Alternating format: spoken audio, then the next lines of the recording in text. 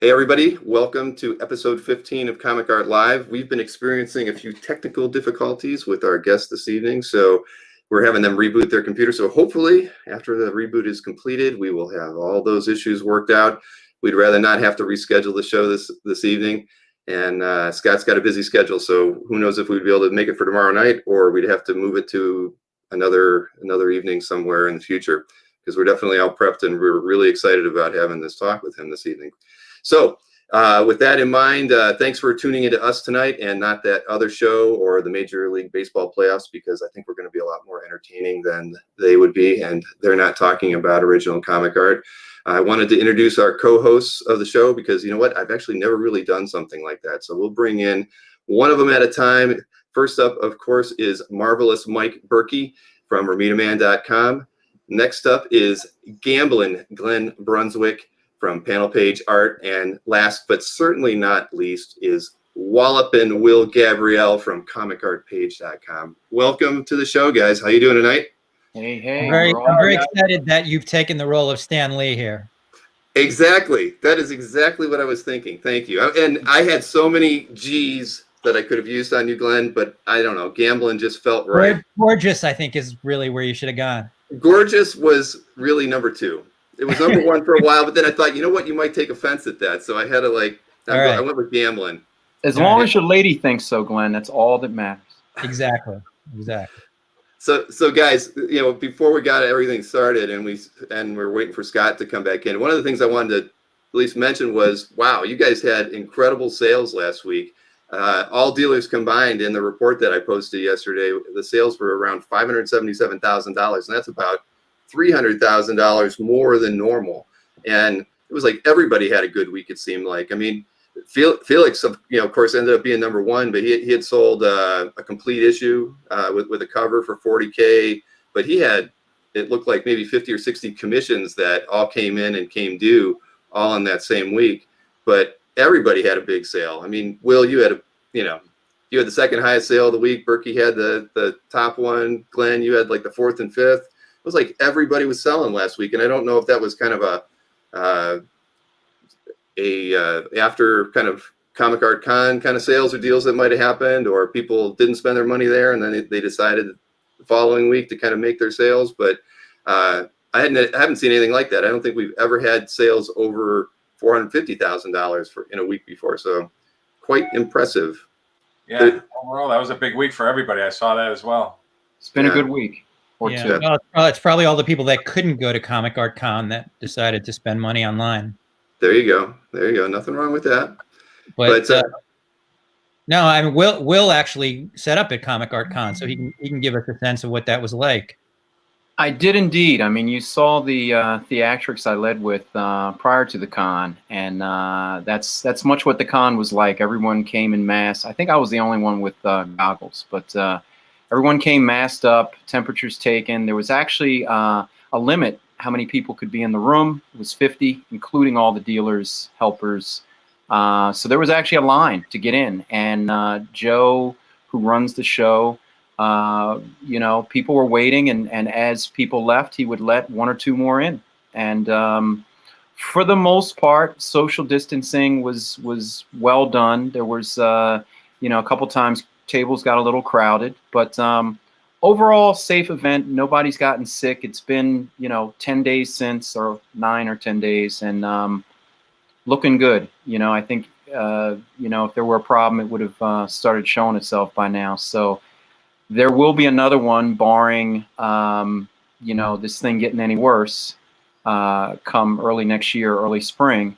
And I think it'll be governed much the same. And I think everybody was happy to be there. You know, a lot of people were excited, talkative, and yeah, I always enjoy it. But it, you know, it was just a little more special this time because there haven't been any conventions this year. So right. Well, I'm personally excited because Bashara had such a good show that he decided he was gonna, you know, he runs the LA Art Con. And he decided he was going to go ahead with that in my neighborhood. And that's going to be on October 26th, a Sunday. And all those same protocols and safeties that you had he's going to put in place as well. So I think that should be a fun show. And, you guys should fly out for it. And it'll be warmer temperatures, so it'll be even that much more fun. Yeah, well, like we discussed earlier, I'm going to see what I can do about that, because I've only done that show once. I think Mike, I was you set should up come. next You to never come. No, I'd rather just sell art on the internet. I do better at that. All right. Berkey's been living the dream that he's been having for like 10 years. He's finally doing it. He's like, I just want to stay at home in my drawers and sell art. I said, that's the way to go. I said, I love getting up and just getting on the internet and sell art. And it's just a lot more convenient. When you have Spider-Man drawers, you have everything. Yeah, I don't have Spider-Man drawers. He's got the original Spidey underoos. I mean, I didn't know they quite made them in that size, but... I said, I think Bill took pictures of those back in the day. So. Oh! I would not have done that. In But the hey, guys, toy room, listen. in the toy room, they're sealed. Whatever you do, don't ever show any pictures that may have been taken. I'll take pictures. I think, Bill, you took pictures of Spider-Man underoos, didn't you, Bill? No. You mean the stuff in your... In the toy room. In the toy room. Case. Okay. In the Yeah, I case. thought we were talking about you wearing them. No. So hey, I could see that Scott he's in the green room, but I'm not sure, about bringing him in yet or not. We're kind of texting privately. But Will, didn't you have one other thing you want to talk about? Fat Jack's thing you're co-hosting? Yeah, there was another event. wasn't an in-person event like Comic Art Con, but Fat Jack's, which is the longest running comic book store in the Delaware Valley, in specifically Philadelphia, had a live stream sale on Sunday, 2 days ago, and I participated as a co-host. There was comics, original art, and some other memorabilia, and even though there were extreme technical difficulties with that, we were 45 minutes late getting started. It was supposed to be a 2-hour sale, ended up being an hour and 15 minutes. It turned out very well. It exceeded their expectations. I think they did over 20 in sales, of which art was maybe close to 40% of that. So it's going to be a weekly event. I cannot co-host every week, but I will be participating going forward. So it's a positive thing. A lot of people came out to support. All right, fantastic. So listen, hey, I'm going to bring our guest in, Scott Dunbier, and fingers crossed, everything is working now that he's rebooted. Let's see how it goes. Hey, Scott. Hey. Uh-oh. I think we might be still having that problem. I think he's playing us. He's just joking. Your father. Scott? Scotty, are you there? He can hear us. Yeah, he can hear us, but we can't hear him still. Oh, man. I don't know, Scott. I think we might have to reschedule, unfortunately.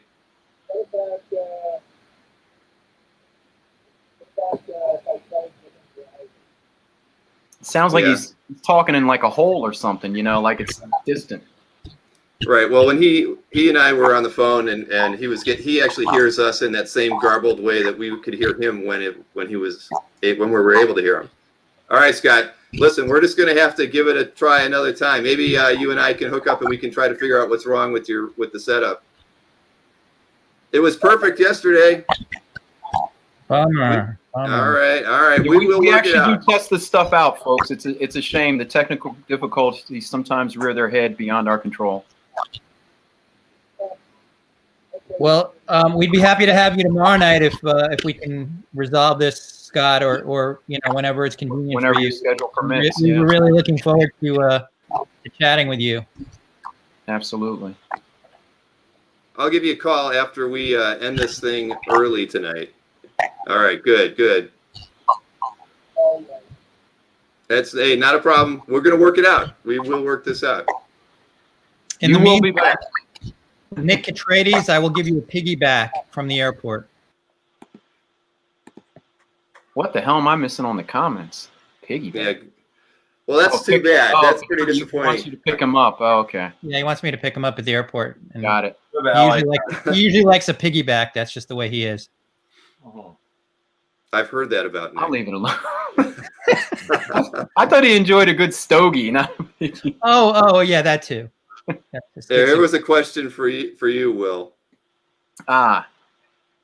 It actually, Black Panther 1 and 2 were being sold as a set at the Fat Jack's live stream sale, a consigner. I was not the owner, as some people thought. I was not the owner, but I do know the consigner well. And they did not sell, but they did get a lot of attention. Part of the problem is they were bundled as a set. Individually, the number 2 was being valued much higher than the number 1, which is counterintuitive to most, but it was the first appearance of T'Challa's sister Shuri, who is rumored to be the next Black Panther due to the untimely passing of Chadwick Boseman. So they did not sell, but they received a number of offers as a set and individually. I think there is some discussion with one party that may be interested in picking up both at the number that they were put out at. So we shall see. To be continued. What are we talking about? The complete Kirby books? No, no, complete Black Panther 1 and 2, the Reginald Hudlin, John Romita Jr. series from 2005. Yeah, John Romita Jr. Oh, okay. I didn't even know what they were talking about. Okay. Yeah. I didn't even know there was Black Panther got a new series. No, that's like from 2006, Mike. Oh, Yeah. Didn't even know. Okay. Yep. Yeah. No, he's had a couple since then. Okay. Not on your radar. No, Mr. I assume we were talking about Jack Kirby. Or that's when nobody said anything. So. Well, I'm disappointed. I can't tell you how much prep work I had set up with Scott this evening. I got all these scans and I had reset them all, and I don't want to show any of them because they're just too darn good. And would have made for such a good story. Yeah. Well, look at it this way, Bill. It's done. It's ready. So when it's time to go, you're ready to. I am ready to rock and roll. So, but yeah, that's too bad. I have a Halloween beard I can put on, and I can play Scott, and you guys can, Yeah, it's not. I know all of Scott's stories. I'll just be Scott. Well, if we sit here long enough, we could probably piece together a lot of Scott's too. But I'm sure there's some that he should tell himself. But we could piece together a handful. Wouldn't quite be the same. It wouldn't be the same. It's true. No, he did. You know what? He just popped back in the green room. Maybe he's confident that we can get this thing to work. Yeah, I mean, it's worth it. Wait, there's something. Scott, can you have anything to say? Just barely. A little better. It's a little better, but it's still not. It's not perfect. I can hear you guys better. I tried to drum. Do you have your mic turned up all the way? Yeah. Yeah, that's the. because I know he has a Mac, and I know that he's using the mic that's in the laptop. So you would think that it should just work fine. You tried going under Google Chrome and other ways, Scott? Is that Scott? I don't know. That's yeah. What browser are you using? Because I know it's not compatible with Safari. He tried. He said in the private. He said Chrome. He tried Chrome. So he's tried 2 different browsers. Okay. Well, you were in Firefox yesterday when we ran our tests, and everything was good with that browser, I thought. Type it, Scott. Type it. Yeah. That's all right. Well, I mean, again, we're going to get this to work. It's just not going to be tonight. Oh, he was in Firefox. All right. Yeah. So, I mean, we'll just figure it out. Obviously, Scott, you changed something today, and that tech guy tried to help you out with something, and it clearly isn't, it's not where we were at yesterday. So we'll get it worked out. We'll have to do it again. Bill, I think it's the Presidential Debate Committee has actually shut down things like this because they want more people tuning in. I was going to say, they knew we would be drawing attention away. Yeah. Right, and enlightening and informative. Well. Less combative, maybe. That's right. All right, well. Ooh, I love the heart. That looks Let's good. get slimy. Man, well, everybody. Scott, somebody just suggested turning off your computer and starting again. Did you try rebooting the whole computer? Yeah, he did. He's done that. Okay. He's done that at least once. Trying headphones. Yeah, Don McPherson says sounds like something is covering the mic. That's what I said. Sounds like he's in a hole yelling out of it, and it's like you can hear something, but it's muffled. Yeah. Do you I have said headphones? I would pull the mic plug and then put it back in the Mac. I don't know if there's or the mic is already inside. No, it's already Right. inside the laptop. Oh, that's right. Okay. Andrew Clark suggested he call one of us and we put it on speakerphone, but I think we'll get That's too what much I thought you reverb. could have done. That's what I thought he could have done with Bill. Now we're gonna get reverb from that. That's what. Hey, Bill. Worst case scenario, I know. We could just talk old art. I know you could bring up. I don't know if you wanted to, like pictures from the stuff you took when you were over at the house, or you I want to don't save have that for another episode. Hey, I'd save that for another one. I don't have anything loaded up, and it's on my other computer. I didn't know if that was like our backup plan if anything like this ever happened. Yeah, Jeffrey wants to know if there's a ham sandwich on the top of the mic. Well, There's a couple of ham sandwiches here in the studio. I can tell you that. Yeah, I saw Mike. Is Hey, that you're any better? back. hey! It's working, Scott.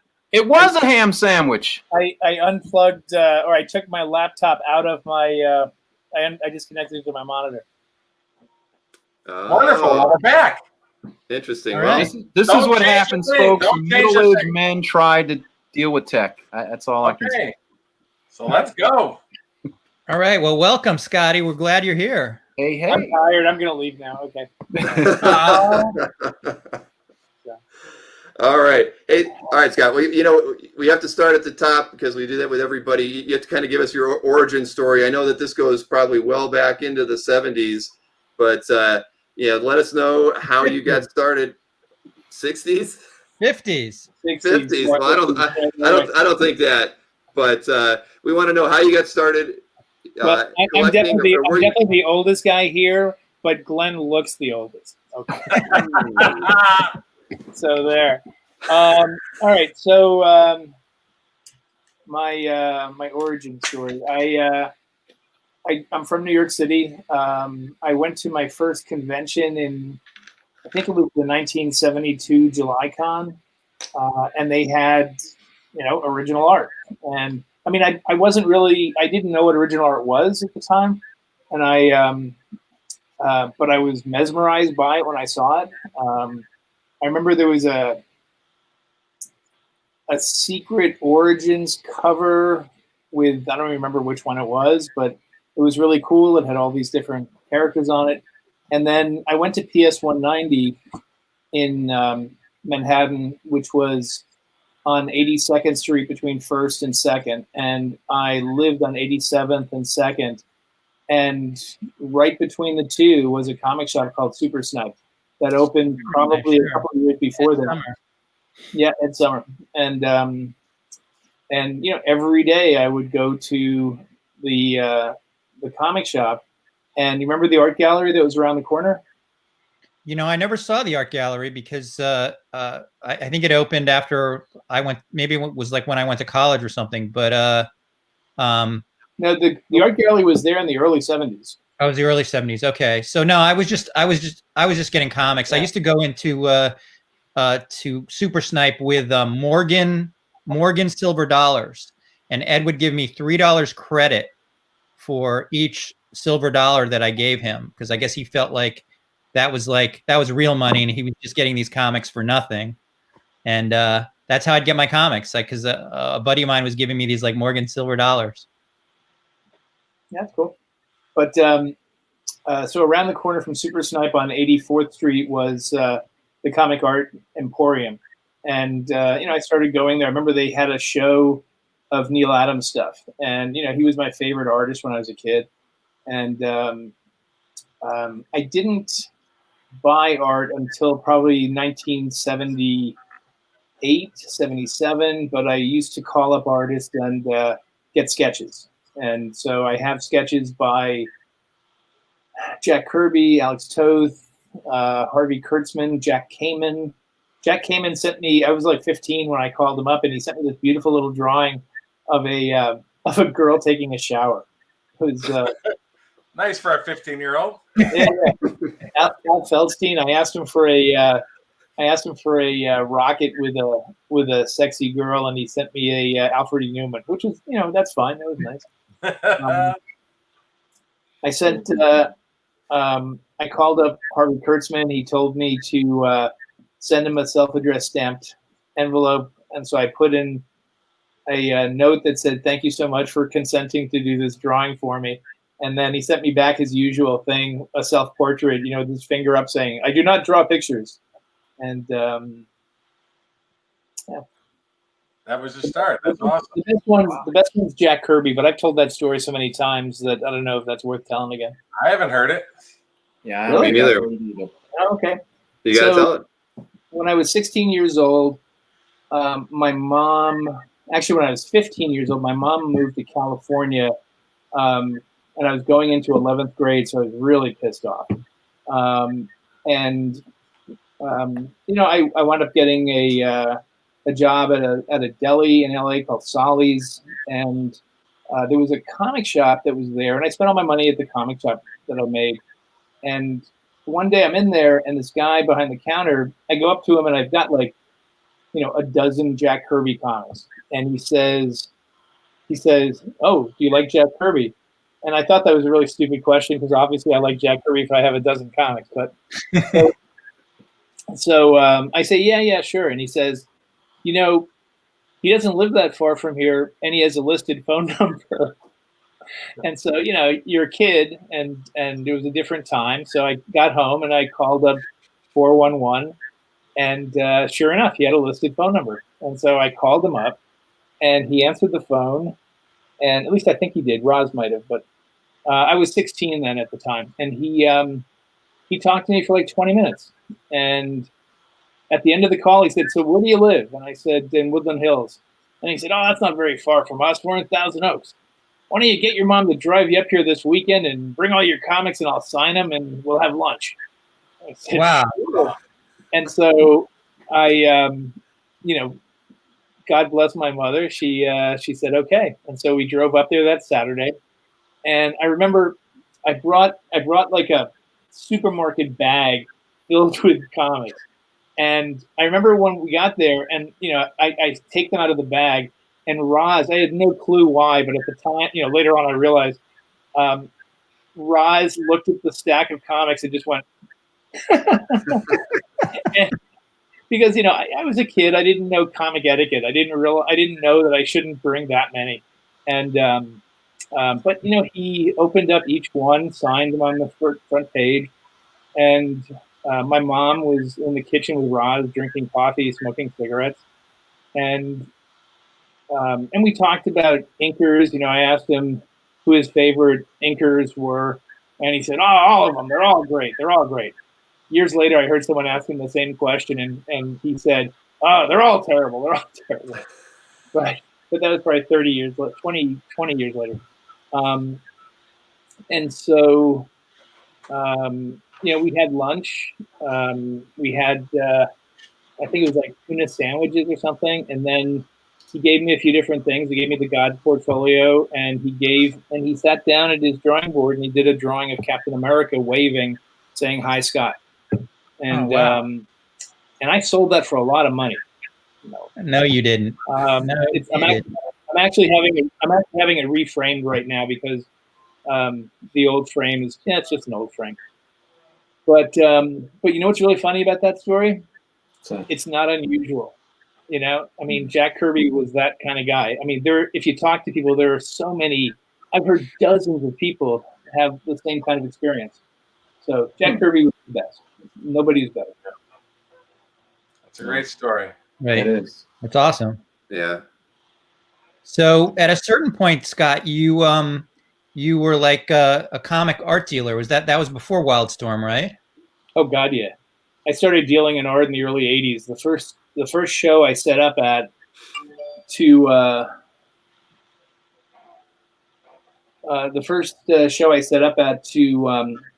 sell art. I was actually selling comics because I used to buy comics and sell comics. Comics are too heavy though. I didn't like to do comics, and I like the art a lot more. But it was the 1981 Thanksgiving Con in New York. That was the first show that I set up at, and I had, and that's where I made my first, official art sale. I had a Bernie Wrightson color piece of Superman fighting the Hulk, like in the air with clouds all around and colored markers. It was beautiful. And at the time, I got $800 for it, which 1981, that's a long time ago. And then, I just got more and more into it. I started doing the second Sunday shows, the ones that Phil Seuling used to run back in the 70s and 80s. I didn't do them in the 70s. Okay. And Al Zernecki was there every show selling John Buscema and other guys' stuff. And right. Well, so I first met you, I think like in 1994-ish or so at San Diego, and you were like, you had the Wildstorm Fine Arts, I think, at that point. No, that's 95. 95. Okay, so 95. Yeah. So the first. And I remember, because I just gotten back into comics and I was reading Gen 13, and I was really excited because you would, for the first time, it just brought out all that art and you were selling the J. Scott Campbell stuff. And I remember asking you for specific covers, and you were like, "Oh no, this is all we have." And I really wanted the Gen 13 Zero cover from you, and I got that. I wound up getting it years later, but I think I wound up getting like the number 8 cover and the 11 cover and like a bunch of pages. But 11's a real good cover. Yeah, I remember you brought them out and you were like almost apologizing for how the price levels that you were, because like they were like priced kind of like where the vintage, and you were like, like almost like, I'm sorry, but these are the prices. And I was like, yeah, I'm just happy to get it. It's like really, really cool artwork. So but I'm curious, like how you made the transition from art, like dealing art, to working for Wildstorm and becoming their sort of like official art dealer. How did that happen? I was their official art dealer for, I guess, maybe sort of 3 years, but honestly, it was more like 6 months, because then I after 6 months, I handed it off to Linda Lee, Jim's sister, and she pretty much took care of everything. I would price stuff, but she would handle selling things, because, Jim had been offering me a job at Wildstorm, I don't know, since 92 probably. And I kept on turning it down, because, I would say, well, what am I going to do? And you'd say, oh, we'll figure it out. Come on out. And then he asked me a few times. And then I remember in 1994, I was out at the show, Comic-Con, and, Jim wanted to buy art before the show. And so he said, come on out to my house. We're going to play poker, and you can bring me art and I'll buy art. And I said, I don't want to do that. I'm tired. We just got in. He goes, no. Come on, we'll play poker. You love poker. We always play poker. And so I just kept on saying no. And he goes, all right, I'll spend at least $10,000. So, okay, fine, I'll come out. And so I went out to his house and he bought a bunch of art. And we started talking some more. And he actually, either that night or the next day, sometime he took me over to the studio. And at that point, it was still being built out. They were still in their old place. Although actually Jim and a few of them were up on the 3rd floor, which later on we got rid of. But so I went out, and then we went to the studio, which was at 888 Prospect, right across from the Hard Rock Cafe, which is no longer there. And he just walked me down the aisles, and he said, the hallways, and he said, okay, this can be your office, this can be your office, this can be your office. Because remember, it was being built out. And so, I said, but what am I going to do? And he said, come out and you can sell all of our art, and and he bought an Iris printer, which is a display printer.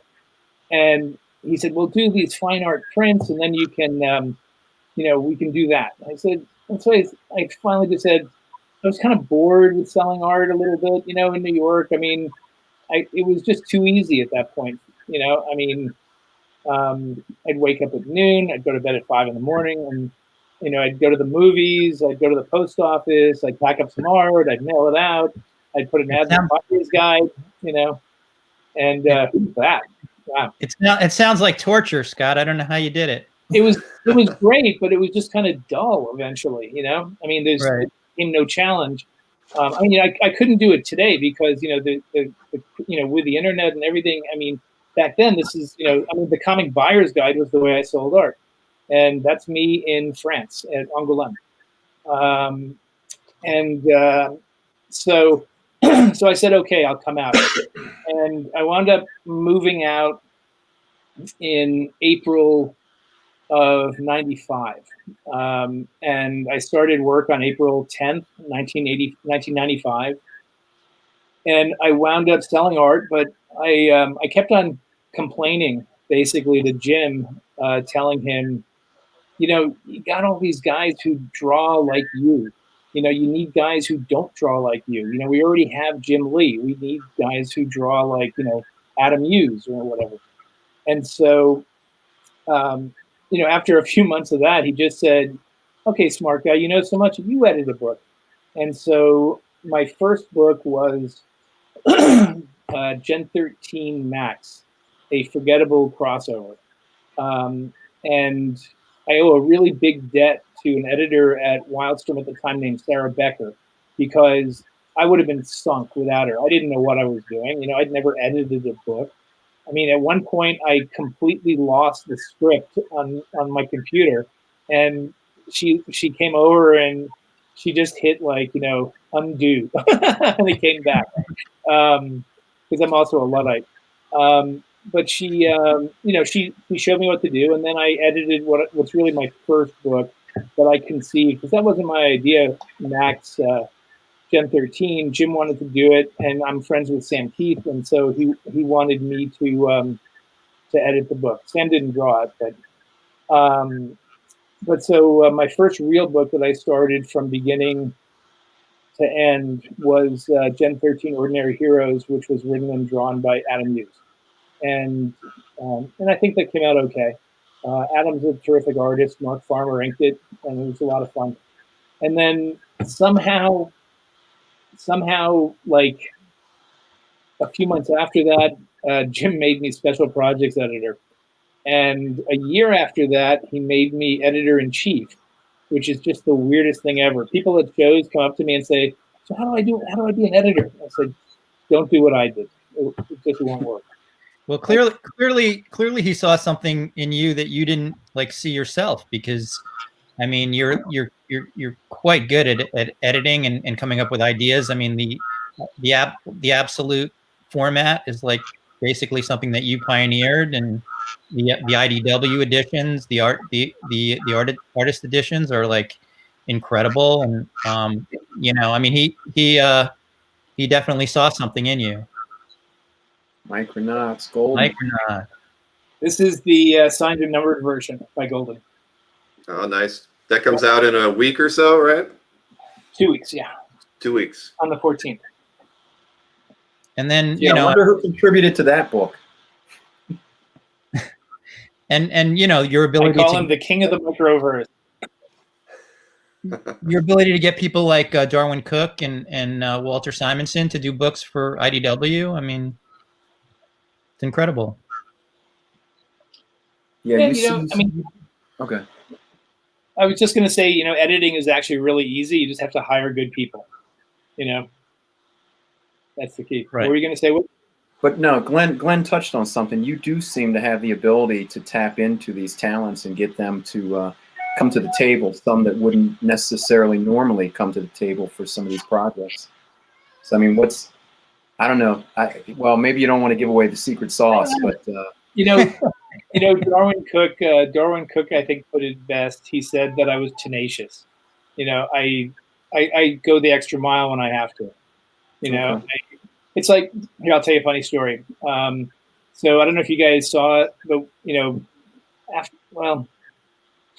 about 11 years ago, we started doing the complete Bloom County Library. Have you guys seen those? Yeah. But so, I had come to IDW after I got fired from DC, and I had a bunch of different ideas. And one of them was doing, basically taking a cue from the complete Peanuts from Fantagraphics. And I had 3 books that I thought would make good additions to that kind of a line. I wanted to do the complete Doonesbury in 2 different sections, pre-sabbatical and post-sabbatical, and then Pogo and Bloom County. Pogo, it turns out, was already being done. It had already been planned to be done at Fantagraphics. I never got anywhere with Doonesbury, and with Bloom County, a funny thing happened when I when I brought it up. There's a guy who used to be at IDW named Chris Ryle, a really good guy. So Chris had actually contacted Berkeley Breathed a couple of years before, and he said that Berkeley just wasn't interested, and so I just said to Chris, "Well, could I get his email from you?" And he said, "Sure." And so I emailed him and I said, "Hi, my name's Scott Dunbier. I'm at IDW. I would love to do like a complete Bloom County library. I think there's a big need for that to be done." And I said, "But I'm more of a phone guy than an email guy. So, if you send me your phone number, I can call you and we can talk." And what's the matter? You okay, Will? Yeah, he had to go to the restroom. There's a gremlin in our computers. I'm telling you. Oh yeah. Yeah. Hey, how do I make this thing? You guys are all like crisp and I'm like all fuzzy. How do I up the? Don't change nothing. Yeah, don't mess with anything. It might just be your camera. It might just be your camera. Remember, you're a Luddite. Don't do it. Ask Bill. Yesterday I was fine. Remember? He was absolutely. He was clearer than I am, and that's why it's so disappointing. But we're going to stick with it. Your camera's a little dirty, or maybe like your light source is not good. It's the resolution. I mean, this looks like 360, and yesterday it was 1080, right? Right. Remember, that was a change we made while we were doing it. Or he could be out of phase with Earth Prime. He's somewhere in like Earth 2, and he's. So Scott, I have a question for you. Oh, wait a minute. Go ahead, finish that story. Were you still going on? Finish the Bloom County thing. Go ahead. I just put it to 1080. There's no way to work. Anyway, all right. So the Bloom County story. So I sent him an email, and I said I'm more of a phone guy than an email guy. And he said, Bloom County's come and gone. Nobody cares about it anymore. It's really not even worth talking about. But here's my phone number. And so I literally just kind of looked at the email, looked at my phone, and I called him. And he was shocked. He said, "But I said I wasn't interested." I said, "Yeah, but you gave me your phone number." And so we talked about it. And he wasn't convinced. But I said, "Can I call you back?" And he said, "Sure." So we talked, over the course of a month, we probably talked a dozen times. And I finally got him to agree to it. And hence, Darwin Cook saying I'm tenacious. And so what happened was we agreed that I would do the books and we signed a deal, IDW and Berkeley. And then at one point I get a phone call from him and he says, "Hey, if you come to my house, I have a bunch of junk in my garage that might make it a better book. Can you come by sometime?" He lives in Santa Barbara, so like a 4-hour drive north. And so I went up to his house, and remember, I've never met the guy in my entire life. I've spoken to him a dozen times, and he says, "Okay, so we meet, we talk, we hang out, have lunch." And then we got to his garage, and he opens up his garage. And those Tupperware containers, those big Tupperware containers with you put coats in under your bed on the East Coast? Mm-hmm. So he had like 4 of those, maybe 5. And we walk in, and I look, and I open one, and it's filled with artwork. I mean, there's like thousands of pages of Bloom County. Oh, all Bloom County. Bloom County, Outland, not Outland, Outland, because Opus is the one they did on computer. And then he goes, and I say, "Berkeley, these are originals." He goes, "Yeah." I said, "I mean, these are worth a lot of money." And he looks at me and he says, "Well, it'll make a better book, right?" And I say, "Yeah, it'll make a much better book." And he says, "Well, I trust you." And he says, "And you'll take care of them, right?" And I'm thinking, "Yeah, I'll take care of them, pal." And I say, "Yeah, I'll take really good care of them." And then I drove them back to my house. I didn't want to take them to the office. I didn't trust the office, to have that much art. And so I had them in my living room, cleared away the dining room table, and had thousands of Bloom County originals on my floor because it was, okay, when you get a comic strip and it has the date on it, the month, the day, the year. Mm-hmm. That's not the way he did it. A lot of them wouldn't have the dates on them. And sometimes they would have the wrong year because he would have printed strips with the copyright notice. And if it's 1986 and he needs paper, he doesn't care if it says 1983 on the strip on the original. Yeah. And so, and as it turns out, one of the things he gave me that helped was there's never been like a complete Bloom County collection ever. Maybe 20% of the strips were collected in these paperbacks of all different sizes. Luckily, one of the things that he gave me was, I think, the only copy of the complete Bloom County that some fan had clipped out every strip and photocopied them. And so I had like 7 or 8 books of photocopies of everything. So I could actually, because of that, so if you look at any Bloom County strips now, because a lot of them were sold before, especially the middle ones, and later ones. But if you look at all the ones that he sells now, you'll see my handwriting on the upper left with the date and year. Now, what year did that come out? From when to when? The strip. What years? It actually came out December 8th, 1980, and it ended August 6th, 1989. So it ran for like 8 years and 8 months. Oh, okay. Scott, you were mighty specific with the dates, I got to tell you. That's good. I lived with that stuff for a long time. Wow. And we're coming up on the 40th anniversary of Bloom County right now. But actually what's really funny is, so after like a year, I wound up giving him back all the originals. And it was funny because, when I was going through all the strips, there's one strip in particular that I found, and it was the very first Opus strip, right? And I'm like, it's just like in this giant stack of art. And so, I decided to go out and put it in like a really nice frame. And when I gave him back the art, I gave him that piece in a frame. And it was so funny because he's like the sweetest, nicest guy. And he says, I give it to him, and he goes, "Is this for me?" I'm like, "Berkeley, this is your art." And he goes, "But it's in this nice frame." I'm like, "Yeah, you shouldn't have this like in a drawer. You should put this in your studio wall." And he did. So nice. That's sweet. Did he offer you anything for all the work you've done? I was just curious. He's very generous. He's given me, I don't know, 5 or 6 different strips. Oh, I was wondering. Actually, oh shoot, where did I put that? I'm moving around stuff in my office. I had, oh, I know. I put it in my my hallway. I have 2 Sundays and I think 3 dailies. Oh no, I have 3 Sundays.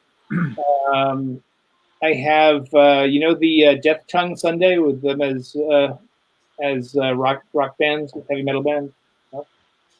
Guys aren't Bloom I don't County. recall that one. Yeah. You're talking to superhero guys here, I think, mostly, but Well, then That was my favorite strip back in the day. But I don't remember that. You don't remember Death Tongue? Oh, okay. I don't. All right, no worries. Yeah. That ain't the cat that sings and goes crazy? Yeah, with the tongue. He plays his tongue. Oh, yeah, okay, yeah. I didn't know that was his name. Forgive me for that. That's the name of the band. Oh, okay. Yeah. We are showing our lack of non-superhero-ness. Well, Earl Campbell says he knows. But anyway, All right, good job. But anyway, Scott, I was going to ask you. You never really talked. Tell me about your very first art purchase. Sure. That you bought, a piece of comic art you bought for your collection. We never even discussed that. Okay, by the way, hi, Earl, you're one of the old timers. I remember you. Yeah. You know, I don't remember my first piece of art that I bought. Really? Blasphemy. Well, I know, obviously, you know, I've brought up many times on the previous shows on my very first art purchase ever in October of 1989 was a battle page to Spidey 46 off you for $110. It was 3 pages. You bought one or two from 46 and one or two from 45. Right, but I bought. Well, I remember my first one was one from 46, and then 2 months later, so I could call you back up, and I go, "Did the other two still sell?" And you said, "No, I still got them." So then I bought them.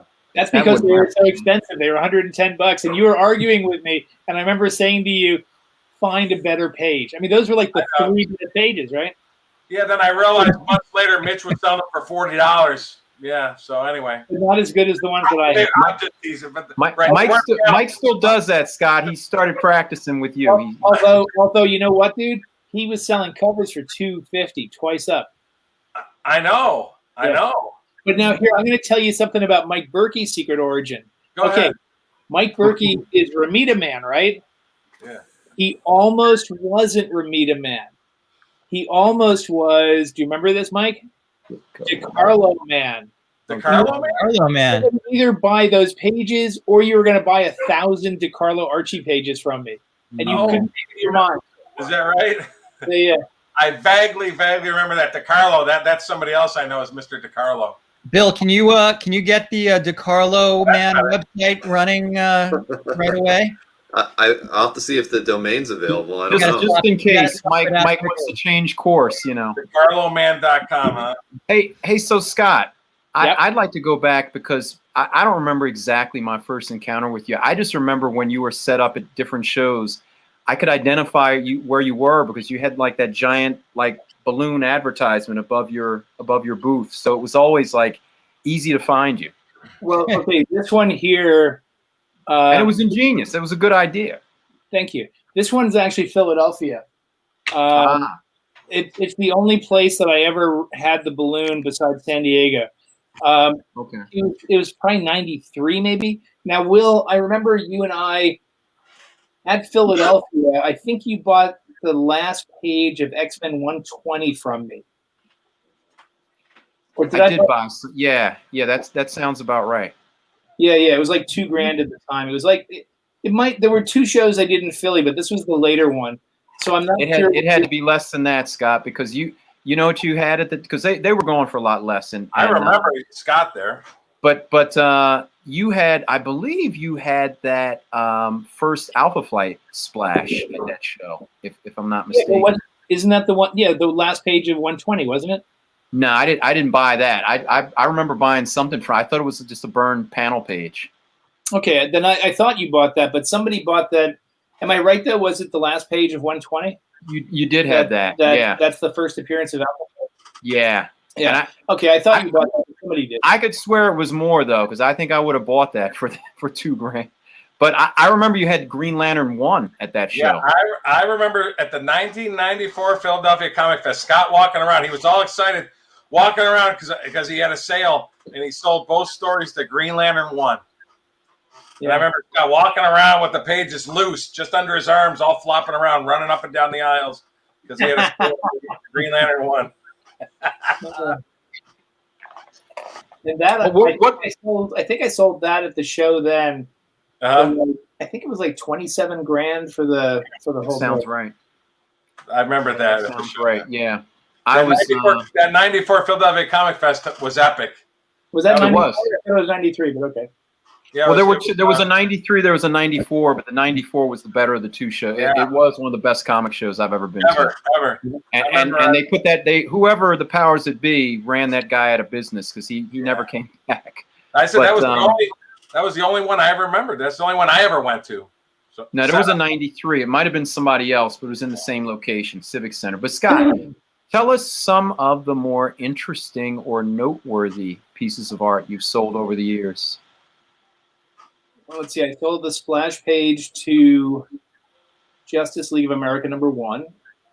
I sold the cover to Green Lantern, Green Arrow '85. That I remember. Did you used to own Iron Man 1 cover? No. Okay, I wasn't sure if you ever had that cover. I think Richie had that. Okay, because I remember a collector that got it, but I didn't know if he had gotten it from you. And were you friendly with Marie Severin back in the day? I didn't know. Okay, I wasn't sure if you were. Yeah, no, I never met Marie. Oh, okay. I remember meeting you at an early in person. Our first time I met you was at a Motor City Con in, I think, 92, 93. And I always remember, it's funny, it's actually coming up, I think, for auction now in Heritage. It was the Thor cover, Marvel Spectacular or something. It was a Marie Severin cover. I remember you offered it to me. You came to my table at Motor City Con. You go, it's $400. And I go, I can't do it. That's when I first remember that. But it was at a Motor City Con in like 92, 93, something like that. Yeah. I guess. You were there. I believe you. I believe you. Yeah, that was the first time we met in person. Yeah. But you had a number of Green Lantern pieces, if I'm not mistaken, because like you said, that was like one of your favorite artists. Yeah, I used to have a lot of Neil stuff. I had the complete story Thrill Kill, which is from Creepy 75, which is one of his best stories. I mean, I put that in his top like 3 or 4 stories. He inked it himself. Tremendous job. I had the cover to Detective 400, Batman 232. What else did I have? I had a lot of stuff. I mean, some of it I bought from Jeanette Kahn. I bought her collection, which included 5 idle pages, including the one with the turtle that she throws over. And I had 2 Swamp Thing covers, 8 and 10. Yeah, a lot of stuff. Actually, I only have one real regret for something I sold, and that's the first Enemy Ace cover, because I don't even know what I was thinking of getting rid of that. You know, the one with the biplanes flying through Van Hammer's head. Hmm. Yeah. Von Hammer, yeah. Yeah. I said you were wheeling and dealing with everybody else back in the 80s and 90s, pretty much in New York, right? Before you went to Wildstorm. Oh yeah. You were wheeling and dealing pretty heavily at the shows. Yeah, I mean, I would do the second Sunday sometimes, but I mainly would do the big shows, and I wound up doing a lot of shows over the years. In the late '80s, to mid '90s, I had a great routine. I would go to the United Kingdom Art Convention in September, and that was in London. And then at the end of October, I would go to Lucca, and then there's Lucca, and that's Mark Badger next to me. I used to go with my good friend Norman Whitty, who sadly died a few years ago. Just one of the greatest guys. But he's the one that basically said that I needed to broaden my horizons and go to European shows. And so I went to, then, like I say, end of October, I would go to Italy to Lucca. And then at the end of January, I would go to France to Angoulême. And then in March, they used to have a second Lucca, and I would go to that. I remember one time I bought 4 round-trip tickets to Europe for $1,000. It was great. And I did other shows. I did shows in Holland. I did a show in Germany. I used to really enjoy traveling a lot. Nice. That's Pete Maresca, who is the Eisner Award-winning guy behind Sunday Press. Those great newspaper reproductions. Mm-hmm. And actually, that to the right, do you guys recognize that Lobo cover there? I do not. No. That is by a guy who's a tremendous artist who, unfortunately, about maybe 20 years ago, killed himself. His name was Marty Eamon, and he did like a Lobo Dead Man book, and he did did a few Lobo things, and then he did a bunch of stuff for Danzig at Veronica. He was a really incredibly talented guy. But anyway. Wow. Hey, Scott, I was going to ask, what was your inspiration for the artist edition books? And what was the very first one? Was the very first one the Ramita one, or there was one or two before that, right? There were two before it. It was Rocketeer. Oh, Rocketeer. And, yeah, Rocketeer was Rocketeer, right. Thor by Simonson was second. Oh, really? Simonson was second. And then when let's see. So there were two main things. The first one is, are you guys members of the APA still? You remember the APA, right? Oh, sure. What it is, but we're not members. Okay. So in 1995, they were doing a Neil Adams dedicated issue. I actually did like a giant interview with him that's like 40 pages long, which would actually be very interesting probably to you guys for a couple of reasons having to do with his feelings on original art. But so I had a bunch of pencil pages, like the 232 cover, the Batman one, the background's all in pencil, and some other stuff. And I made photocopies because you have to make 60 photocopies and send it in, and they bind it up. Right. And the photocopies look like crap, right? And so, for the ink stuff, they look fine. But I hated the way the pencils look because they just look crappy, So I splurged and spent like hundreds of dollars because color copies were really expensive back then. And I went down to someplace, Kinko's, I don't know, and I made 60 copies of each pencil page, and that was kind of my first feeling. I thought, wow, this is really great. When you actually print these in color, they look amazing. They look really great. And then the second thing, which was probably right around the same time, there was a book that came out that Chick Kidd did. It was like, I don't know, Batman Collectibles or something. And in that book, he actually had a page that I used to own, a page from Batman 251. The Joker's five-way, with the shark, and he photographed it. And I remember thinking, "Holy crap, that looked great!" And so I then started toying with the idea of doing a book of stuff like that at Wildstorm. And at that point, a little bit later, we were bought by DC, and they had no interest in doing anything like that. If Jim had still owned the company at that point, Artist Editions probably would have started 10 years earlier. So when I started at IDW, I had this idea. I'd been toying with it for years, and I talked to Ted Adams, who's the former owner of IDW, and he when I left DC, he contacted me. I used to work with him at Wildstorm, and he basically offered me a job. And at the time, I was looking for a job, or I was looking to start up my own company or something. And Ted, we started talking about what I would do, and I said, I don't want to be editor-in-chief. I've done that. I don't want to do it anymore. He said, no, we have a good editor-in-chief. But I'd like you to do, different things. And so we had lunch a few times, and I gave him a whole list of things, and one of them was Artist Editions. And I said to him, these are going to be really expensive, and I don't know if they're going to succeed. And if you don't want to do them, I just want the freedom to do them myself. And he said, no, we'll give it a shot. And, we did like 3 printings of the Rocketeer one. We didn't solicit them. We sold them. We kind of did. We offered a courtesy discount. That was Cliff Bigger's idea because I didn't think we'd sell enough to retailers. Because again, the books, especially in lower quantities, cost a ton of dough. But it worked out. Yeah, I think they're all great.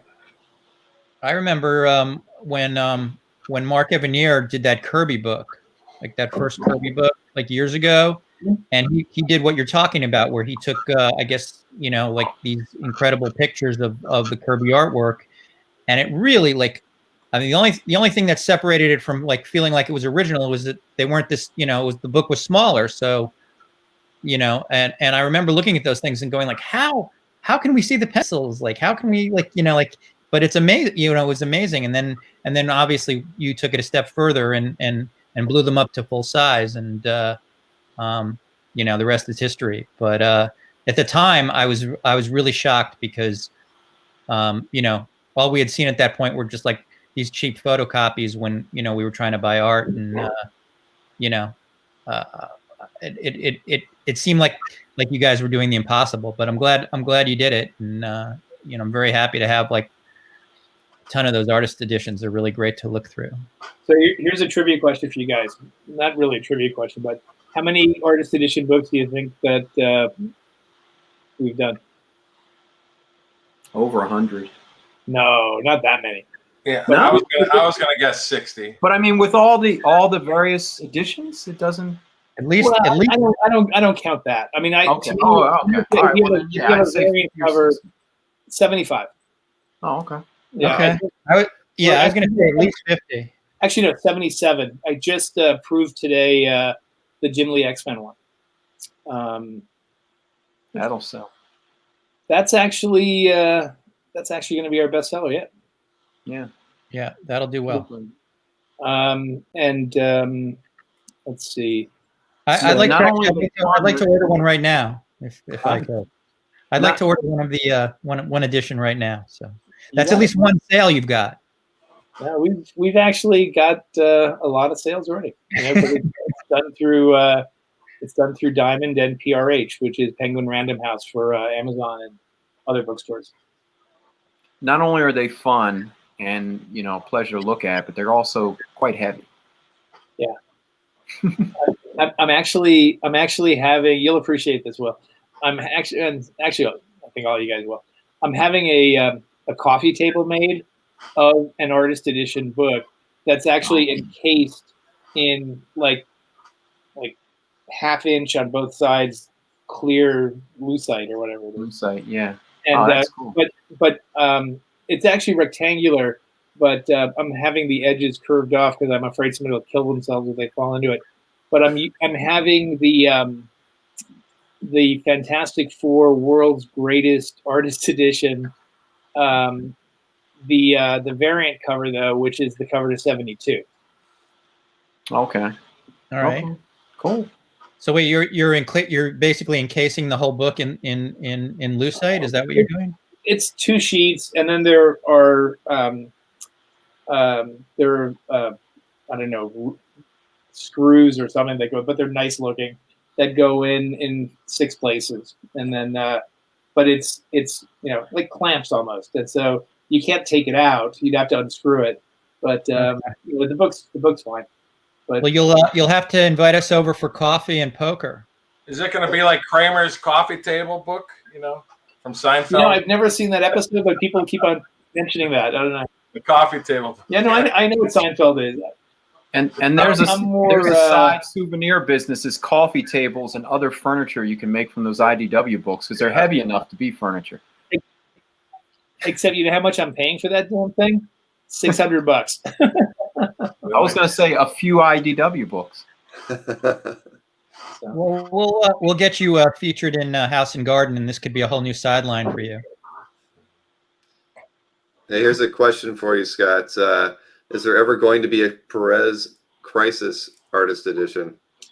It doesn't look likely, Don. And the reason for that is, I think I did like a dozen DC books, most of them Jack Kirby. DC, for whatever reason, have decided that they don't want to do any more artist editions at the moment from anybody. It's too bad, but it's their stuff, so they can do whatever they want. I'm hoping that eventually they get to the point.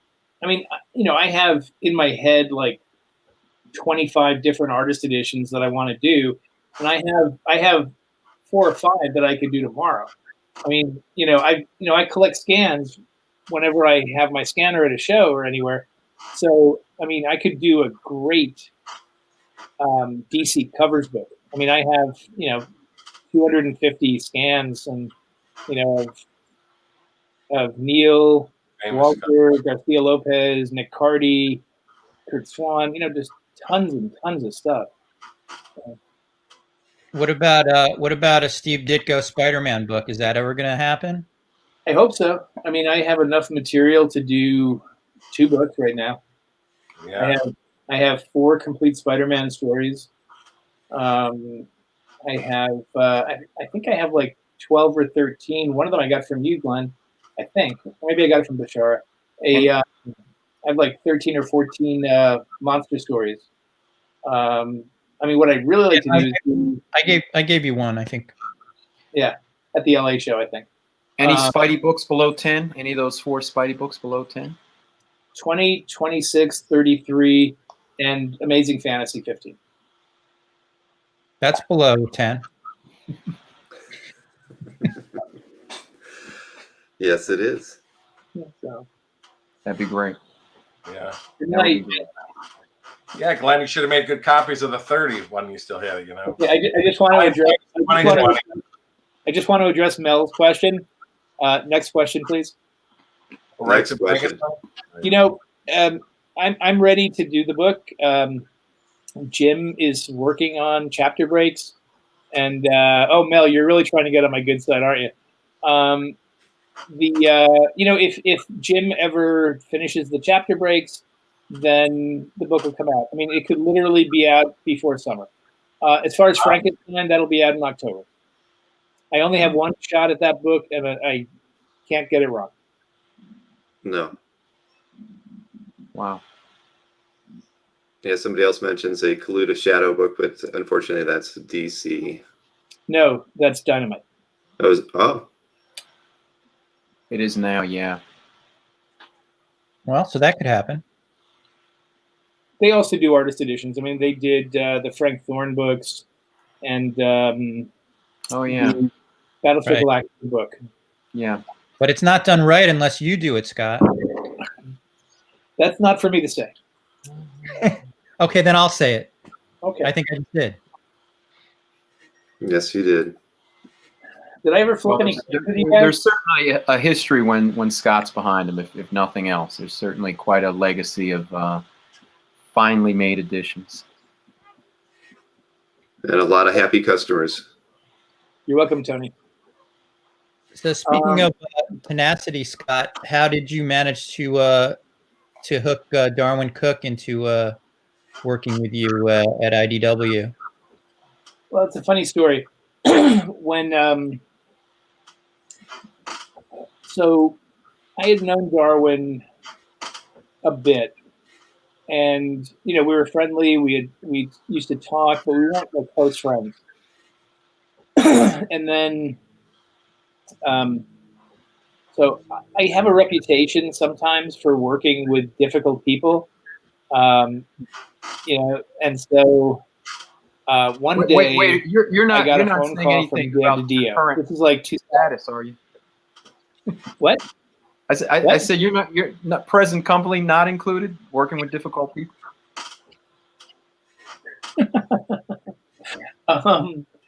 I think we've been difficult creators, and so, and I don't think they're difficult. I think they're just, they're. I don't want to use the word special because that has a weird. But I work with guys who are really super talented, who are eccentric sometimes, and so one day in like 2005, I think I got a phone call from Dan DiDio, and DC was going to do a new Spirit book with Darwin Cook, and I was really excited about it because I'm a huge Eisner fan, and Darwin stuff is great. Actually, before I tell this story, I'll tell you. I used to edit Alan Moore on the ABC line and other things. Darwin had done New Frontier, and I got the. Here, you want to? Where are you, Tiger? Can you see him? Hey. He's eating something. He's I hope eating. he's not eating a piece of art or an IDW book. No, he only pees on art. Actually, I know an inker who used to have. He had a twice up Neil Adams cover that his cat peed on. Which I thought you were going to. Honestly, I cover thought you were going to say the inker used to pee on it, and then I was going to be a little freaked out. But It was the war cover. So I mean, if his cat had to pee on one, thank God it was that one. But man, can you imagine it was like a Dead Man cover? So I have a cover that Stormy Daniels used to pee on, but that's yeah. See, the sad thing is, I believe You you. buy it from Trump? So getting back to Darwin. So with Alan Moore, at one point just said, you know what? I don't want any more goddamn DC books. Do not tell DC not to send me any more books.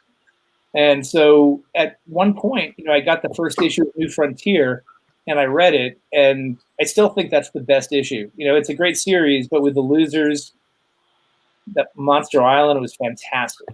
And so I read that. Great book. I love the whole book. I called up Alan and I said, listen, I know you don't want any DC books, but you got to read this. And he said, okay, send it to me. And then like a week later, he calls me up and he says, I still don't want any more DC shit, but you can send me his stuff. and so a couple of years later, with Didio calls me up and he says, all right, Scotty, Darwin is having trouble with his editor. Would you consider editing The Spirit with him? And I'm like, yeah, I guess you could talk me into that, sure. And we started working together, and I edited the Spirit book, and it was great. And we became really good friends. And Darwin used to work. Darwin always said that he didn't work for companies; he worked for editors. And so he was, when I left DC, when I got fired, he just called me up and he said, listen, we're working together again. And, and he meant it. And we, when I got my job at IDW, which was roughly, I left DC in June of 2007, and I had a contract so I got paid out. I basically had a 10-month vacation. My contract ended at the end of March, and I started at IDW April 1st, which I always thought was appropriate. And then, Darwin and I, had decided, we would do something, and he really wanted to do Parker. And I confess I never read Parker. I never read any of the novels, but, then, of course, I did. And it turns out that Ted Adams at IDW is a huge fan of Donald Westlake, who was writing under the name Richard Stark in the Parker books. And so when I told him that, he was all over it. And then, and that's basically how Darwin and I got together. And, we became, really best friends. I was the best man at his wedding. And then sadly, he passed away. Right. Anyway. Yeah, tragic loss.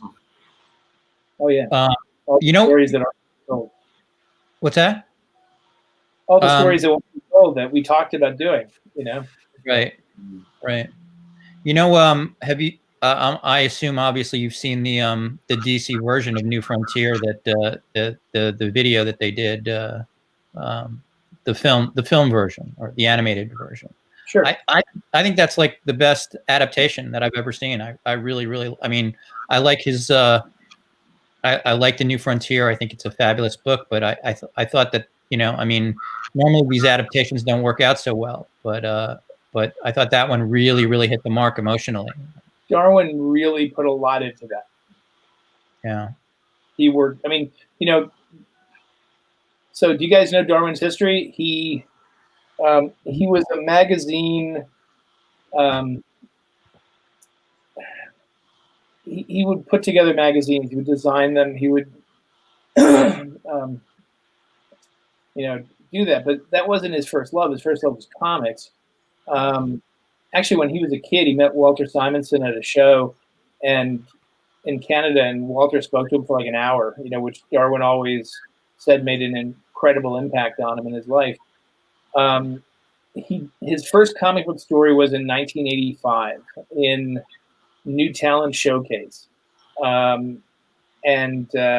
which I used to call No Talent Showcase.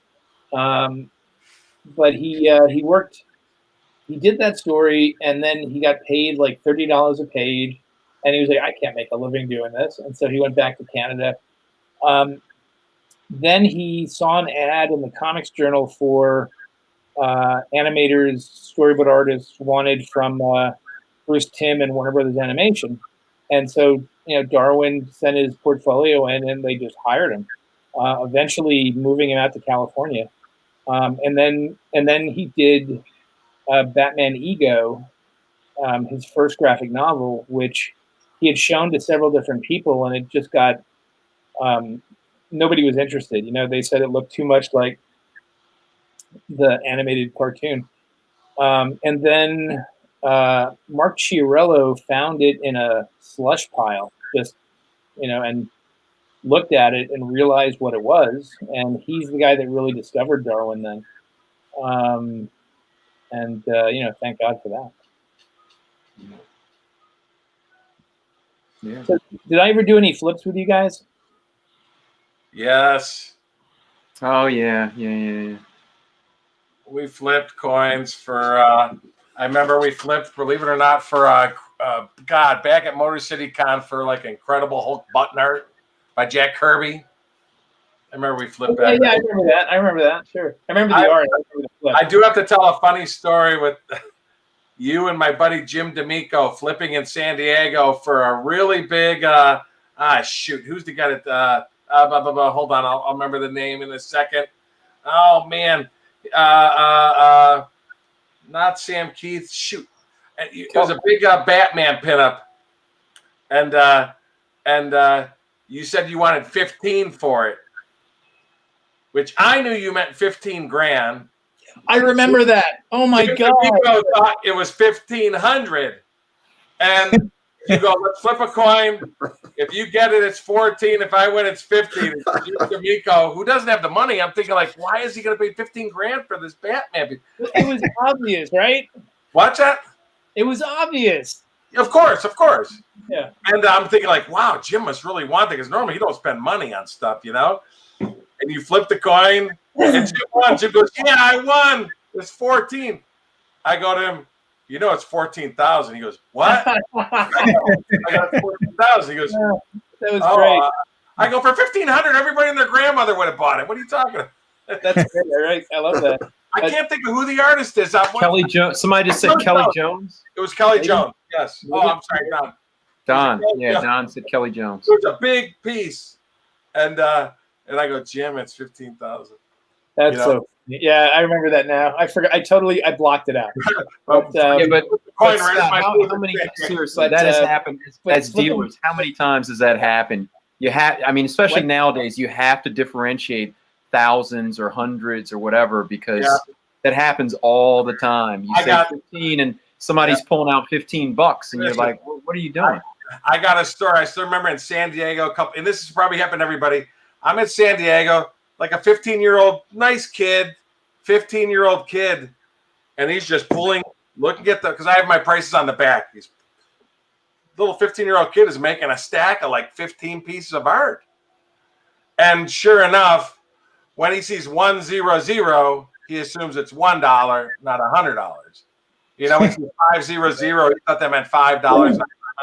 And I go, you do know those are hundreds. And I felt so bad for the kid. I almost want to give him something for free. He goes, oh, I'm sorry.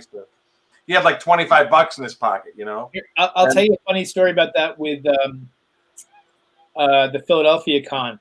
So I'm at the Philadelphia Con, and I had like a bunch of trading card paintings. I don't even remember who the artist was. It wasn't like any of the big guys, but I bought like, I don't know, 30 or 40 trading cards, all painted, like I said. And this guy comes over, and he was a mess. I mean, he was dirty, hadn't showered in a while. But I don't care. I mean, if somebody wants to look at the art, and he's asking me questions, and then somebody came over. I don't remember who it was, but another art dealer. He pulled me aside and said, "Why are you wasting your time with this guy?" And I'm like, "What else have I got to do?" I mean, he's asking questions. He's curious. Why not? And then, and the guy was asking questions, and it wasn't very busy. And eventually, he just said, "Okay, I'll take that one." He took like 15 of them. They were like $250 each or something. And he just took out the cash and he paid me. I mean, you can never tell, right? I have a funny story just like that, and he might watch this one day, and I hope he's not mad at me. But I walking around in yellow tennis shoes. I never knew it was, and in my head I'm thinking like he's never going to buy nothing. And he goes, "I'll take that." It was Jonathan Ross. Oh, okay. All right. I was gonna say Eric. One of my nicest guys you'll ever meet in the world. And just I saw him. He was walking around with yellow shoes. I go, "Who's walking around with yellow tennis shoes?" Well, there goes one of our guest lists. He's one of the greatest guys ever. Very good friend. Good follow-up, Murphy. Good follow-up. He didn't look like a typical guy that was going to spend a lot of money on comic art. No, books and covers often don't go together. You shouldn't judge them. Whether it's at a comic convention. I'm not saying to you, Mike, just in general. Yeah. Whether it's at a comic convention or in life, but Oh no! Come on, all of us, I'm sure, have that sell art. I can't tell you how many times you just observe somebody at your booth. In your head, you're thinking like, they're never going to buy anything, and then they buy a big piece. That happens. I think that's happened to everybody before. You're just shocked, like, "Oh, okay, they spend a lot of money." Absolutely. I would never sell anything to anyone with yellow tennis shoes. I think that's the key indicator right there. Or our buddy Tom, who wears these glasses like out to here. Well, the glasses and the sneakers often match. I mean, But okay, we all have those stories. So, do you guys want to hear a funny flip story? Sure. Of course. Heck yeah. All right. So I used to. For those who are watching who don't know what I'm talking about, I used to flip coins for art, and basically, and it worked really well actually as a selling tool. If somebody was on the edge, on the fence, Right. I mean, if they're like looking at it, they're really curious, and I would say, "Okay, we can flip a coin for the art," and they're like, "What does that mean?" And I said, "Well, like if a page was $500, I'd say, we can flip a coin. You can either buy it for $500, or we can flip a coin $400 or $600, or whatever, any equal, $250, $750, Equal swing. Some even double or nothing." Alex Acevedo, oh my God, he beat me on a flip for $1,500, double or nothing, 3,000 or zero. He got a really nice double page Hulk splash by Dale Keown. Anyway, but so one time, back in the early '90s when the royalties were so high, my best customers were artists, right? They would get these huge royalty checks. I mean, Jimmy Palmiotti has a great art collection because of his royalties, from that time. So Klaus Janson comes over. Now I had this beautiful Jack Kirby pencil drawing. It was 17 by 22 inches. Those really big ones that he used to do? Mm-hmm. It was filled up, Dr. Doom holding a goblet, all this crazy machinery behind him, and a couple of his henchmen. It was gorgeous, right? And it was $5,000. And this is back back around 94 probably. But it was so beautiful. And so Klaus walks over at a show and he goes, "Yeah, I really like that. Could you do any better?" And I say, "You get it for $4,500, Klaus." And he says, "I really want to pay $4,000, And I say, "Well, I really want $5,000, but you can have it for $45,000. And he goes, "Now let me think about it, and I'll call you. I'll call you sometime." And so, like a couple of weeks later, he does call. He calls me up, and Klaus says, "Yeah, I want that, but I don't want to pay $4,500. Are you sure you wouldn't take $4,000?" And I said, "Well, Klaus, I did want $5,000, and I gave you a discount." I said, "But I'll tell you what I'll do. If you like, we can flip a coin for the art 4,000 or 5,000. And he just goes, he's on the other line of the phone. He goes, what do you mean? And I say, well, we flip a coin and whoever wins, they get it for their price, either 4,000 or 5,000, or you can just buy it for the 4,500 right now. And he goes, so how would we do this? And I said, we can do it right here, right now. And he goes, what do you mean? And I said, we can do it on the phone. And he goes, but I suppose you'll flip the coin. I said, no, Klaus, you flip it. I trust you. And he goes, what do you mean?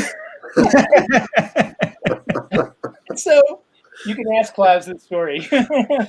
And so I say to him, he says, how does this work? I said, okay, you flip the coin and I'll call it. I said, no matter what, don't catch it, no matter what, as long as it lies flat, that's it. It could bounce off your dog, whatever, I don't care, as long as it's flat. And he just goes, okay. And so Klaus, I said, okay, it's got to be a quarter though. So Klaus gets out a quarter, and I said, okay, let me know when you're ready. And he says, okay, I'm ready. I said, all right, I'll call it while it's in the air. Flip it. And he goes, it's in the air. And I yell, tails. And then 3 seconds later, shit. True story. Klaus Janson is a good and honest man. That's funny. And you are a good and trusting man. I mean, shit always means I won to me, so I don't know. It's funny because at the ArtCon Sunday before that just passed, that was put before me. Hey, let's flip for it. And I was like, no. Oh, come on. Really? I don't gamble. No, I never. Listen, I was often a spectator at your flips and Bashar's flips and other flips, but I was never involved. I think one time I did it. I just said, screw it. All right. And anytime I ever tried anything like that, I would always lose. So I just knew. I figured I'll just pay the 4,500, because otherwise it's going to be me. All right, 45,000 for me. Hey, listen. To me, it evens out. But, hey, listen. I won a lot, I lost a lot, but I sold a lot of art. Yeah. Sure. No, it's fun. I mean, it's a fun way to do business. I'm gonna set you up with a car dealership, actually. Actually, a couple of years ago, I did the same thing. I did another flip with a guy over the phone for a much more expensive piece of art, and it was like a $2,000 towing on it, but it's funny because the guy's like in high finance, so. And he, we couldn't quite agree on the price, and I proposed it to him, and he was like, "Oh, okay." And I told him the same thing. I said, "You can flip it, and I'll call it." He goes, "All right." And so he flipped the coin, and he told me it was in the air, and I called tails because I always call tails, and he just goes, "You won." Funny story. Our fellow friend Albert. We met when I visited John Ramita a couple years ago. Me and him met at a restaurant, and I liked a Twice Up EC cover he had, and same exact scenario as yours. He had 28 on it, and I go, let's just do 27. Let's just do 27. He goes 28. He goes, well, let's flip. I go, I don't want to flip. I'll just do the 27. And he insisted that we flip, and it was a 2,000 week, so I had to pay him 30 if I lost, or I got it for 26 if I won. And like you, I always call tails. And we flipped, and it was tails. And his wife is right there yelling at him. And I go, I'm taking the 27. And, I love Jamie. I got it for 26. But I'm the same way. I'm a tails guy. So Jamie has to yell at him at least once every show. Sure. So that was a funny. He goes, my wife tells me I should never do that. I go, I told you not to do it. Just give me a small discount, and you'd have had the money. But so that was my flip story with him. That's the last one I've ever done. So. You don't have gamblers here. Well, the bottom row is not gamblers here, Scott. The top corner there is. One time you invited me to do Texas Hold'em with you and like a bunch of guys when I was just starting out my comic writing thing, and I remember getting knocked out in the first. I don't know. Was that at my tournament? No, I think it was just like, you know, like a bunch of guys. I remember it was like a bunch of other writers and you and me. Do you have that picture? I do. Wow, that's at one of your tournaments? Yeah, I actually had 5 trophies made. These are the Phil Hester's on the right, Jim Lee's in the middle. He actually won the tournament that year. I don't remember who the guy on the left is, and then all the way on the left is Simon Powell. Oh yeah, there's Simon. Yeah. But yeah, I used to run these tournaments, and it was just fun. It was like, I can't remember how much I think the buy-in was like $200, and then $50 was donated to the Comic Book Legal Defense Fund, and the rest was split among the winners. But you know what? Oh, go ahead. I'm sorry. Scott, where are you with a trophy? The best I ever did was 3rd place. Oh, okay. And, I mean, you know, the tournaments ran. You know, I mean, the biggest ones were 64 people. It was crazy. I actually had to rent ballrooms at Comic-Con. You know, like $2,000 for the room. It was, yeah, but anyway, but it was fun. You know, I used to really enjoy it.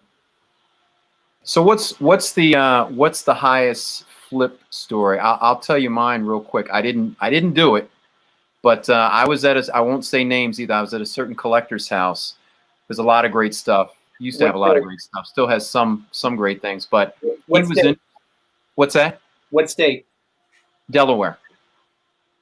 Okay. So you can figure it out. But he had a Burn X-Men cover. I had a Burn X-Men cover that I brought along, not for sale, but he wanted to see it. And he goes, he had a pool table in his basement. He goes, let's shoot for the Burn X-Men covers. Because I was a decent pool player.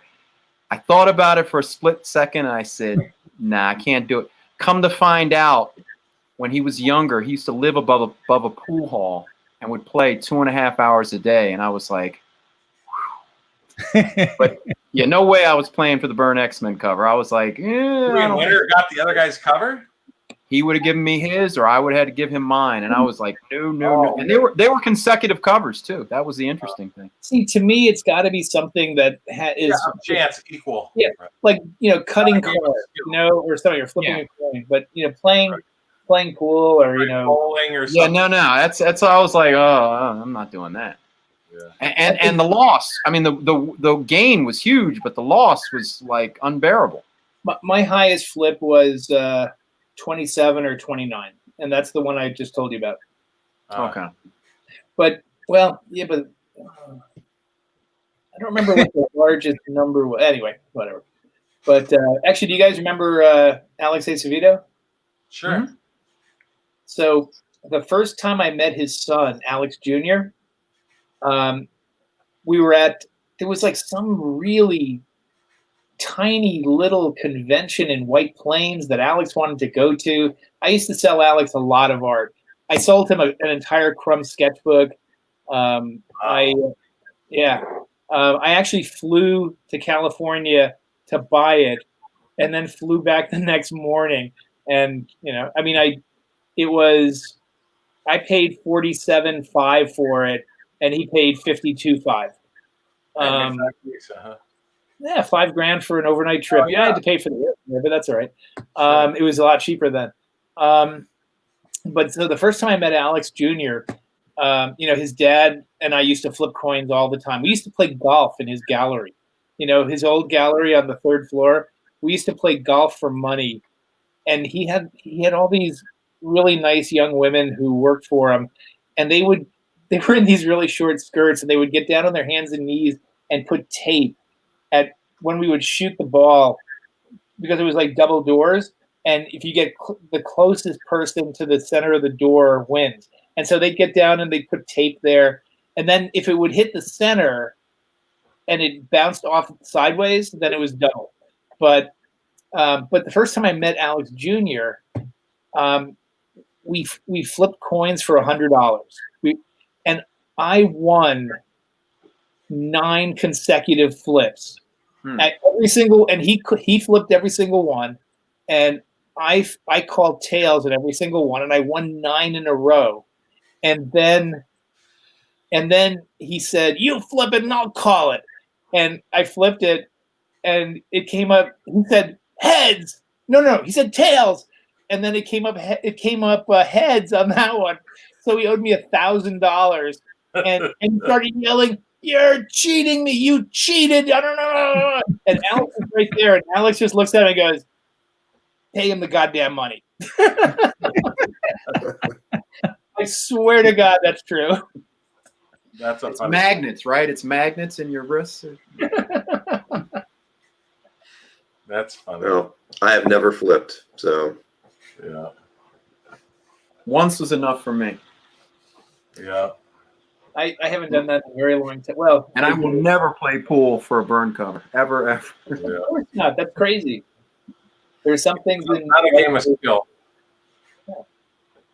It's like I try to explain to my kids bar bets. You know, my oldest, I tell my kids, never bet anybody any money in a bar, and it seems like it's impossible or whatever it is. You know, like there was a guy once that me and some friends, we went down to New Orleans just on a little vacation, and there was a guy on the corner, just like an old man, and he's like, "Hey, I'll bet you $5 I can tell you where you got your shoes." And I just look at him, and I reach into my pocket, and I pull out my wallet, and I take out $5, and I just say, "All right, go ahead." And he goes, "You got your shoes in Louisiana, in New Orleans, on whatever street it was." I'm like, okay, fine, here's the $5. And it's like I bet my kid once. I said, "Okay, Alex, I'll bet you $5," because he's always like, no, that's not true. No. And so I told Alex, "Okay, I'll bet you if we put down a $5 bill on the floor, and you stand on one side, and I stand on the other, you can't punch me in my nose." And he goes, well, "Are we facing each other?" And I say, "Yeah." And he goes, "Okay." I said, "Now, Alex, listen to me. You don't want to do this. I'm telling you, don't ever take a bar bet. This is a bar bet." And he goes, "No, I can do it." I'm like, "Okay." So I said, "Come over here." So we go over to the bathroom. By the door. I put the door down, and I closed the door. I go, "Okay." And he went, "God damn it." But now he understands. So, although I didn't make him give me the money anyway. So There was a late night TV show locally, and that was one of the skits on TV. yeah. Bill will know that. Yeah. Mhm. Playing a big check. Oh yeah. You don't want to ever take anybody up in a bar for a bet. Yep. That's funny. So what's going on with you guys? Everyone happy and healthy? Everybody's good. Well, Yeah, we're all I good. said our art sales in general, I think we've all been talking art sales in general have been doing pretty well. The hobby is pretty strong. A lot of people thought COVID would hurt sales. I think auction-wise and sales-wise for everybody, I think everything right now still is doing well because, like we've always said, people that have money still have money, People It's that hopping, unfortunately yeah. live in paycheck to paycheck, that's a little different. But people that can afford to buy art have money, so. Well, and they have lots of time, lots of time spent online to look for things and sort of think about things that are meaningful to them when they were younger. And so like I had somebody buy a whole bunch of stuff that he had just got a new house, and he's like, given the nature of what we're all going through, I just want to sit in the house and look at this art that makes me happy. So I think that I think there's a large degree of that happening as well, that's fostering, greater sales too. So, And Will, how are your daughters? You have 3 daughters, right? I have 4 now. Really? Mm-hmm. Congratulations. That's awesome. Well, thank you. That's wonderful. And happy belated. Thank you. What was your birthday, Scott? The 15th. The 50th, okay. I've been bad on Facebook lately, but I did peep that. I was like, I gotta send him a message. Yeah, it's Say all right. happy belated. But No, everybody's great, keeping healthy, and I did have, you know, some concerns that were addressed with the art con, and then even the live event I just did, because it was all, you know, together. And but you know, you just take precautions, and you know, mask, distancing, sometimes glasses or goggles, and I don't know, hot tea doesn't seem to hurt when you come in, and you know, whatever germs may have accumulated, help burn them down your throat. So That's cool. so far so good. You know, it's funny. I was in Vegas this weekend, and I posted some pictures, and I got a message from Jim Reed, and because you know, he lives in Vegas now, and so you know, we stopped by and had some coffee at the local Starbucks. It was open, you know, everything was, you know, socially distancing and stuff, but it was nice.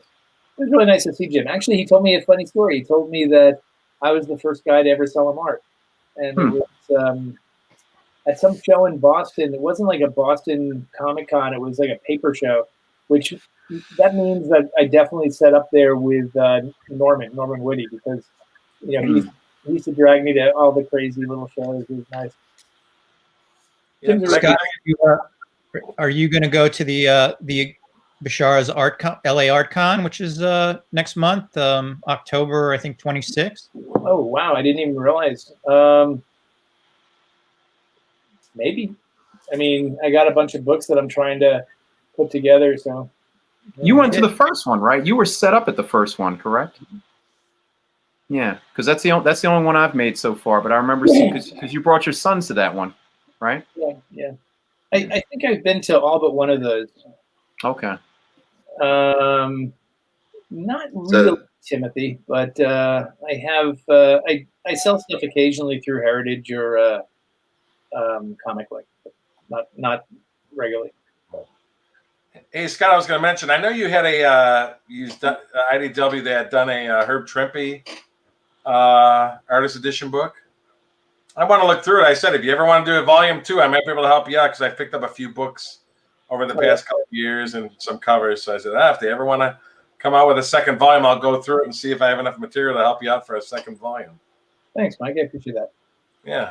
Yeah, you know, there's a couple volumes you did recently. I meant to reach out to you that there were some things I could have contributed. So we'll have to get back in touch and compare notes with what you're looking for. That sounds good. Yeah, I have a few different things that I'm working on in particular. Over the next, I mean, they're slowing down. At one point I was doing one a month, which is just insane. I actually had 12 in a year once. Wow. It wasn't my idea. But they were doing. Yeah, because some of those books you've actually gone on location a couple times, right? To go scan. You didn't have them come to you. You went to them. Oh yeah, I mean, I went to St. Louis once, and I spent 3 days scanning art with one guy. I was at a motel, and actually it was 3 days, probably like 20 hours a day, because I took someone with me. We had 3 motel rooms. We had my room's here, her room was here, and then we had the art scanning room in the middle. And you know, I would scan, she would scan. And it was all twice of art, so we had to then merge it. Now, also, fair disclosure, the scanning software has improved amazingly in the last 7-8 years. It used to take 5 or 6 minutes to scan a page of art, and that may not sound like a lot, but if you're scanning 300 twice a day, at 600 scans, now I can do a scan in about a minute. And what DPI do you scan at again? What was that? What DPI did you scan at for those? 600. 600. Yeah, you need 300. Really, that's all you need. But I scan at 600 because sometimes I'll use a piece of art for design, and that way. I mean, like in the new Jim Lee book that's coming out. Well, actually, no. Here, I'll show you this.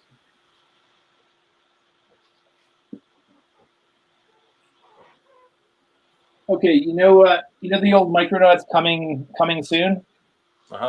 Yeah. Okay, this is a small piece of art. I actually scanned this at 1200 DPI, because otherwise even 600 wouldn't have been good enough to blow it up, because it's a really small piece of art. I mean, it's like maybe 10 inches wide by 6 inches high. That looks good. And I mean, as soon as I saw that, I knew that I wanted to make that one of the end papers. So Okay. you scan everything on 11 by 17 and stitch them together? You don't have an oversized scanner? 12 by 17. No, that's pretty much, you know, unless you want to pay like a lot more money. I've been checking because I hate stitching twice apart. And I saw the bigger ones are like around, the good ones are like around $5-6 grand. I mean, you can get the lowest end of a bigger size.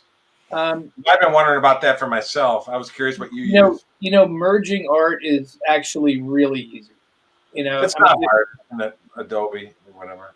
Yeah, you use Photoshop and you stitch it Right. together. Not only it doesn't only match the paper, it matches the color of the paper. So I mean, it's seamless. I mean, if you look at the Wally Wood book, that's all done, or the Twice That Bermuda book. You know, that's all done stitched together in Photoshop. Oh, see here, I thought you had an oversized scanner because they look great. Huh? I didn't know that. I once contacted a place that does big giant scanners, and I told them that I would mention them in all my books. You know, special thanks to whatever the company was. They give you a discount. Well, they said I wanted it for free, but they said we'll give you 5% off. I'm like, okay, thanks anyway. Yeah. You should have flipped them for it. Because what was their price for it? I don't know. It was like $12,000, something like that. Right. Yeah. I mean, a nice Epson you can get for like $3 grand. 12 by 17. Yeah. Wow. Hey, Bill, have we gone over all of the scans that Scott sent you? Are there any other goodies? You know, the only thing that we didn't look at was those illustrations that you did as PR stuff. You should show. Okay, this was. Oh, that's nice. This was the very first art ad that I ran in the Comic Buyer's Guide in 1983 by Chuck Patton. Oh, he did that pretty specifically, huh? Oh yeah. I mean, well, all these people did for me. I mean, Sean McManus. Well, Chuck did the first one. Sean McManus did all the others. He was my roommate back in. This was the one. I remember that one. Yeah. Yeah, I remember that one. Yeah, this one's probably my favorite. You know, the first one by Sean was the one with Reed Fleming, Swamp Thing reading Reed Fleming. I think I sent you that one too, right? Yeah. Oh, that's cool too. Yeah, this is when we lived together in Brooklyn one year, in Boerum Hill. He was actually doing backups in Detective, doing Green Arrow at the time, and then he got a gig to do a couple of Swamp Things. He did 2 of Alan Moore's Swamp Things, really good ones. Then, actually, can you show 2 images? Can you show the balloon and the drawing of the balloon? I did actually put them together in Photoshop for you. Okay. So here's an interesting piece of trivia. So do you guys remember my balloon? Yeah. Oh, yeah. Okay. So if you look at that, I bought that balloon, and there's the image on the front and the back, the same image, except, do you know how this was done? I wasn't. No idea. Well, here's the deal. If you look at it, the art's not the same. Right, the buy-sell And, trade. well, yeah, it's in sections, but the balloon company I went to, I thought they were just going to, like, you know, scan it and print it and whatever, because I didn't know. The balloon is hand painted. Oh, wow. They redid it. They redid it. I mean, if you look at it, you can see there are things that are not quite there, like, you know, the different shading and things. Yeah, But- and you see it on the girl a lot. Little Right. differences. It's crazy, you know. But the guy not only did it, but he did it twice. Both sides. Yeah, and so I still have the balloon. I love it. It's 10 feet wide, Very cool. and you know how much it cost back in like 1993? It was like either $600 or $800, Huh. Wow. which, you know, has always. I mean, even then, that struck me as a bargain. So, hey, Scott, I have to go back to the prior slide with the Swamp Thing and really just any of the other ones. mean, if this was used as an ad, I mean, was this just kind of the header and then you had sale copy underneath it? I mean, you didn't have an internet address at the time, so was your phone number on there somewhere? Well, I would run buyer's guide ads, right? Yeah, buyer's guide ads, and I would run full page ads. Right. And so this, there would be this, and then underneath it, what I used to like to do is if I run, what's that? Sean McManus Detective Splash. Who said that? But I used to run like 4 columns on a page, and then I'd print 1 or 2 images per column, and then just have listings of art, and I'd have I don't know, maybe 100 or 200 pages for sale. Interesting. Wow. No, that was my note to Bill. I was hoping he would see that. Oh, the note to Bill. I guess I didn't see it. I'm sorry. Allow the image I just put up there. Oh, got it. I can put that up there. I just have to get the banner out. Oh, wait a minute. That's yeah. Okay, now who owns this page? I do. Okay. Will. Well, do you really like this page, or? It's nostalgic. I'll put it that way. Okay, then do you mind if I tell you a slightly disparaging story about this series? Sure. Okay. So Sean and I used to, oh God. Oh boy. You know what? I can't tell this story. Yes, you can. You can tell it. We're gonna get off soon. Maybe you can tell us when we're. Oh, you can tell it now. Go ahead. No, it's okay. There's somebody might see it. Somebody might see this, and I don't want to. No, you don't. It's okay. You can. We'll after the show. We'll be in the green room and we can talk. Okay. All right. Okay. All right. But and in all fairness, Sean is the first one to admit that he wasn't very good at the time. I mean, you look at the look at the figure. I mean, it's nostalgic, and I love it too. I mean, I have some pages from these stories too. But anyway, that's cool. Yeah. Actually, some of these I inked the blacks on, so I might have worked on this page. Oh, cool. You have to sign it for me then. I don't know. I don't remember which. I know I worked on some Swamp Thing stuff. So Scott, that means you are the devil we know. Yeah, that's right. There you go. Cheers. This is a lot of fun, guys. Yeah, absolutely. It is, but I think we're losing the audience because we're hitting the 2-hour mark. Oh yeah, how many people? We are at 26 total at the moment. I guess they're still watching the Trump debate if it's still going on, huh? But I DVR'd it. But no, I mean, what happens is if people can't make it to the show, they watch it afterwards. So I mean, yeah, we get a lot of the views are afterwards, a lot of the viewings. Yeah, I'm always impressed that by like the same time the next day there'll be 1,000 views across YouTube and Facebook. So a lot of people watch it after the fact. So I don't blame them.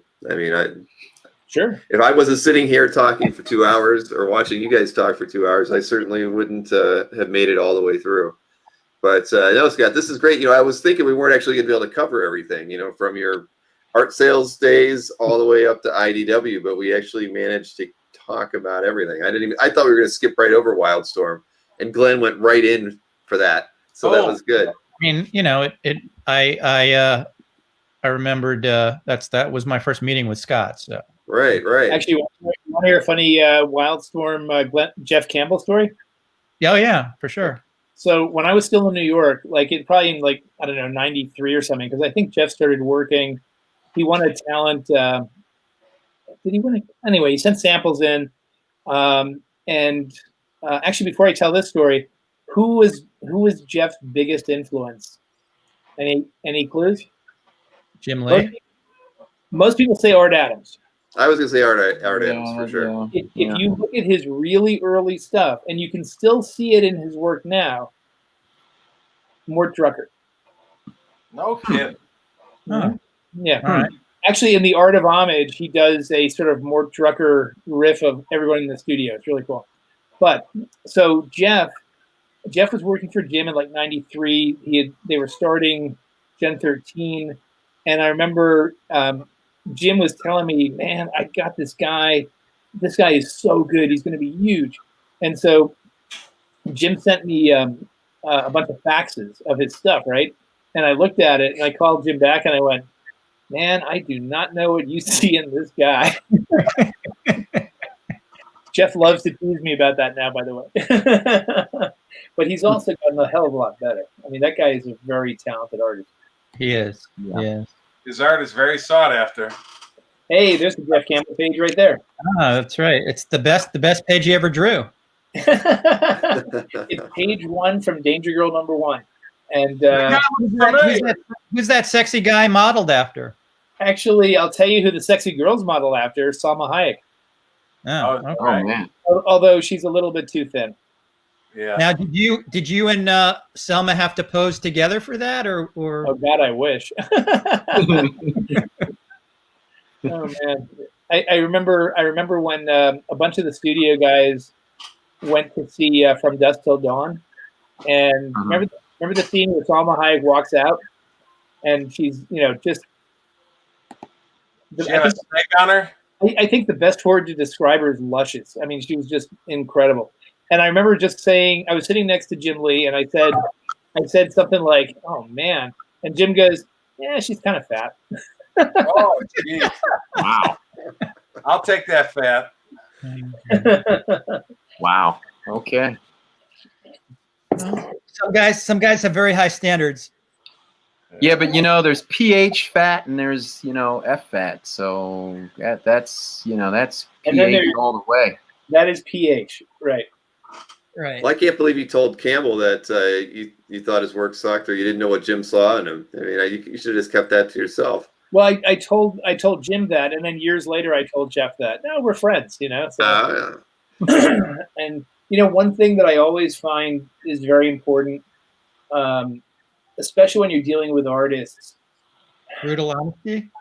No, not brutal honesty, but honesty. So, if there are some guys, okay, like occasionally, to this day, Jeff Campbell still shows me art. He'll send me an email saying, "Hey, look at this, da da da," and he always knows what I really think about it, because if I am, sometimes he'll say, "Yeah, that's nice," but then there are other times where I say, "Holy shit, that is great," and he knows I mean it.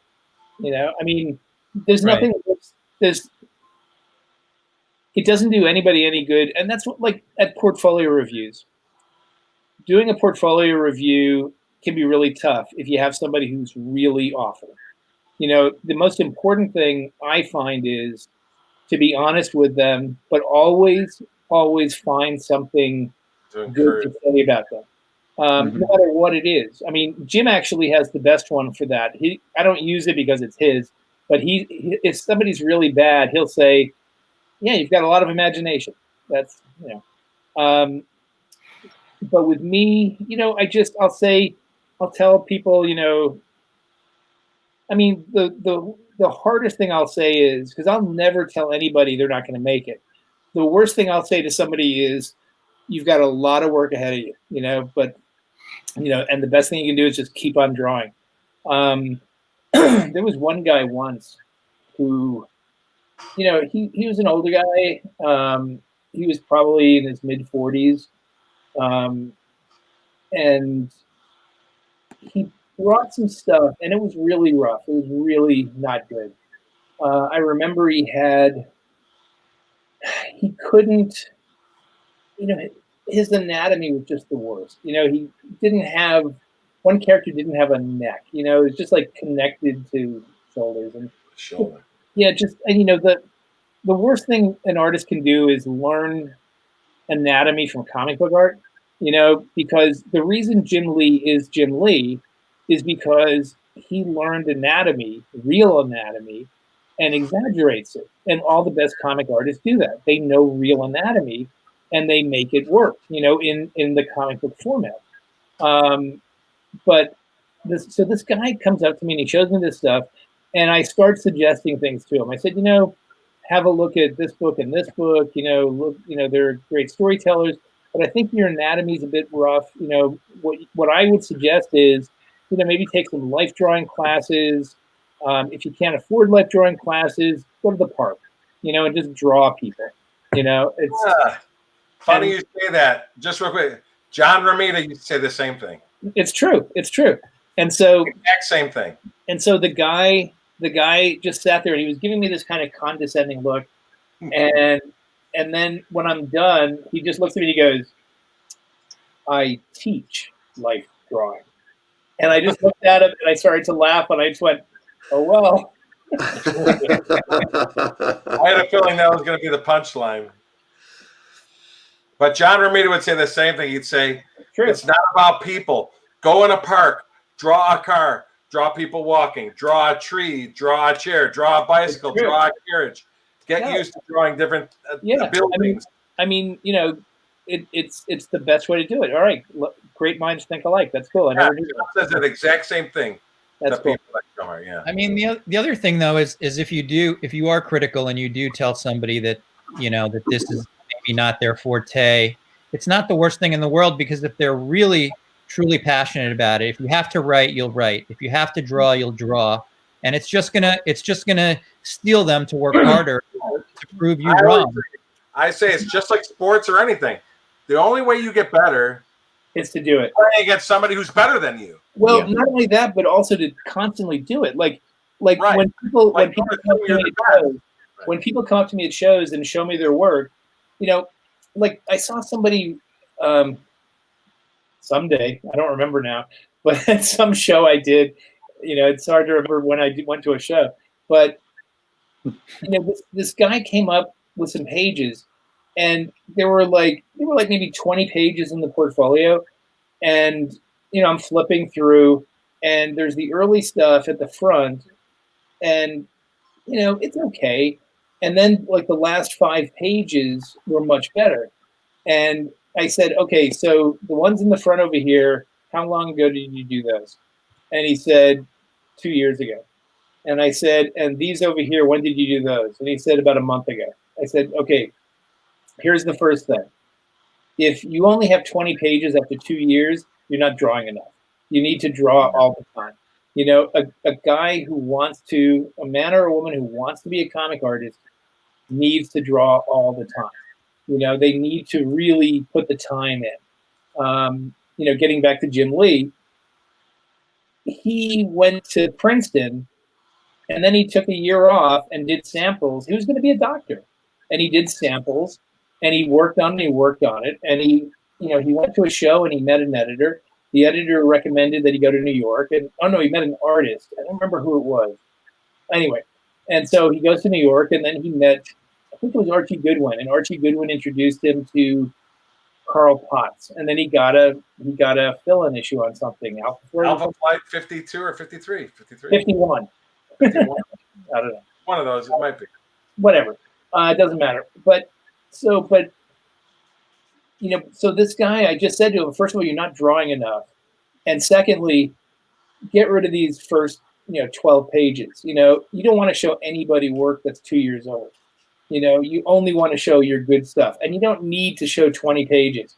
You don't need to show 100 pages. You need to show 5 pages. I can look through, okay, you get fatigued looking at all this stuff, but you also feel like an obligation if somebody brings it to at least have a look at it, because it's rude not to. But, if you're going to try to be a comic artist, you need to just show your best stuff. You need to just show what you can do, and you need to have the dedication to sit down and draw all the time, because there's just if you're gonna comics are a monthly thing for the most part, unless you are really truly something special and you do a graphic novel or something. But if you want to make it into mainstream comics, you need to be able to draw 20 pages a month, and you need to do it well, and you need to do it a way that is, comics are sequential storytelling. I'm just rambling now. Comics are sequential storytelling, so you need to be able to tell a story. You need to be able to, set up an establishing shot and move from panel to panel. I remember, I will mention this guy's name because it's funny. I've discovered a few different artists. One of them is Lee Bermejo. And Lee is a great guy and a fantastic artist. And I don't really take credit for discovering him because it's not, Lee's so good that, you know, I'm just the guy that happened to see him when he was 17 at WonderCon. And, but I remember, you know, Lee would show me his stuff, and, you know, Lee was more of a pretty picture guy than a storytelling guy. And I always used to come down on him hard for that. And then like one time he showed me some pages, and I remember you know, looking through the pages, and I remember saying, okay, so Lee, in this panel, these guys are running out of the elevator and hanging a right and going blah, blah, blah. And there's like a wall with like, you know, some framed art over here. And then like 3 pages down, the characters are running back this way through the hallway where that wall is. And I said, hey, Lee, see this wall over here? He goes, yeah. I said, see over here? He goes, oh, no. But sequential storytelling is tough. You know, I mean, it's you know, there's Jimmy Palmiotti's has a company called Paper Films, because that's what it is. Yes. Quite true. I was just going to ask you if you'd ever seen any portfolios of somebody that actually made it. So Lee Bermejo was it, huh? Oh no, plenty. You know, I mean, Tom Coker. Although Tom actually did have a job doing some Penthouse stuff first, but I gave him his first regular superhero job. And then who else? Actually, Kari Andrews. Oh. No, he's done a lot. And Will has dropped out again. Yeah, he has the mice in the computer again. But although actually with Kari, it's kind of funny because he I actually didn't hire Kari, but when you know, when I was at Wildstorm, you know, I would get all the samples that people would send in, and one of the sample packages was from Kari Andrews, and you know, there was something there, but he wasn't ready yet. And so I used to occasionally call people up and say just that, you know, so I called up Kari and I said, listen, you know, I got your samples, and he was really excited. And I said, you know, your work has a lot of potential. You're not ready yet, but keep on doing it because you really, you're going to make it. Just, you know, you got to work hard. And so years later, literally like 5, 6, 7, 8 years later, Kari was doing a book for me. It was a crossover, Gen 13 and something else. Gen 13, or no, maybe it was Thundercats. I don't remember what it was. But so, and Kari, who's the sweetest, nicest guy in the world, he told me that he was the guy that I told that to, and I had no clue at all. And he said that he had actually been at the edge of quitting, and that he didn't quit because I called him. Which, that's actually one of my favorite stories of being a guy. That makes you feel great. Heck yeah, you inspired. He's you know, but you know, you look at his stuff, and he's a very, very talented artist and a, you know, super nice guy. Actually, I got to plug my computer in because it's gonna leave me in a minute.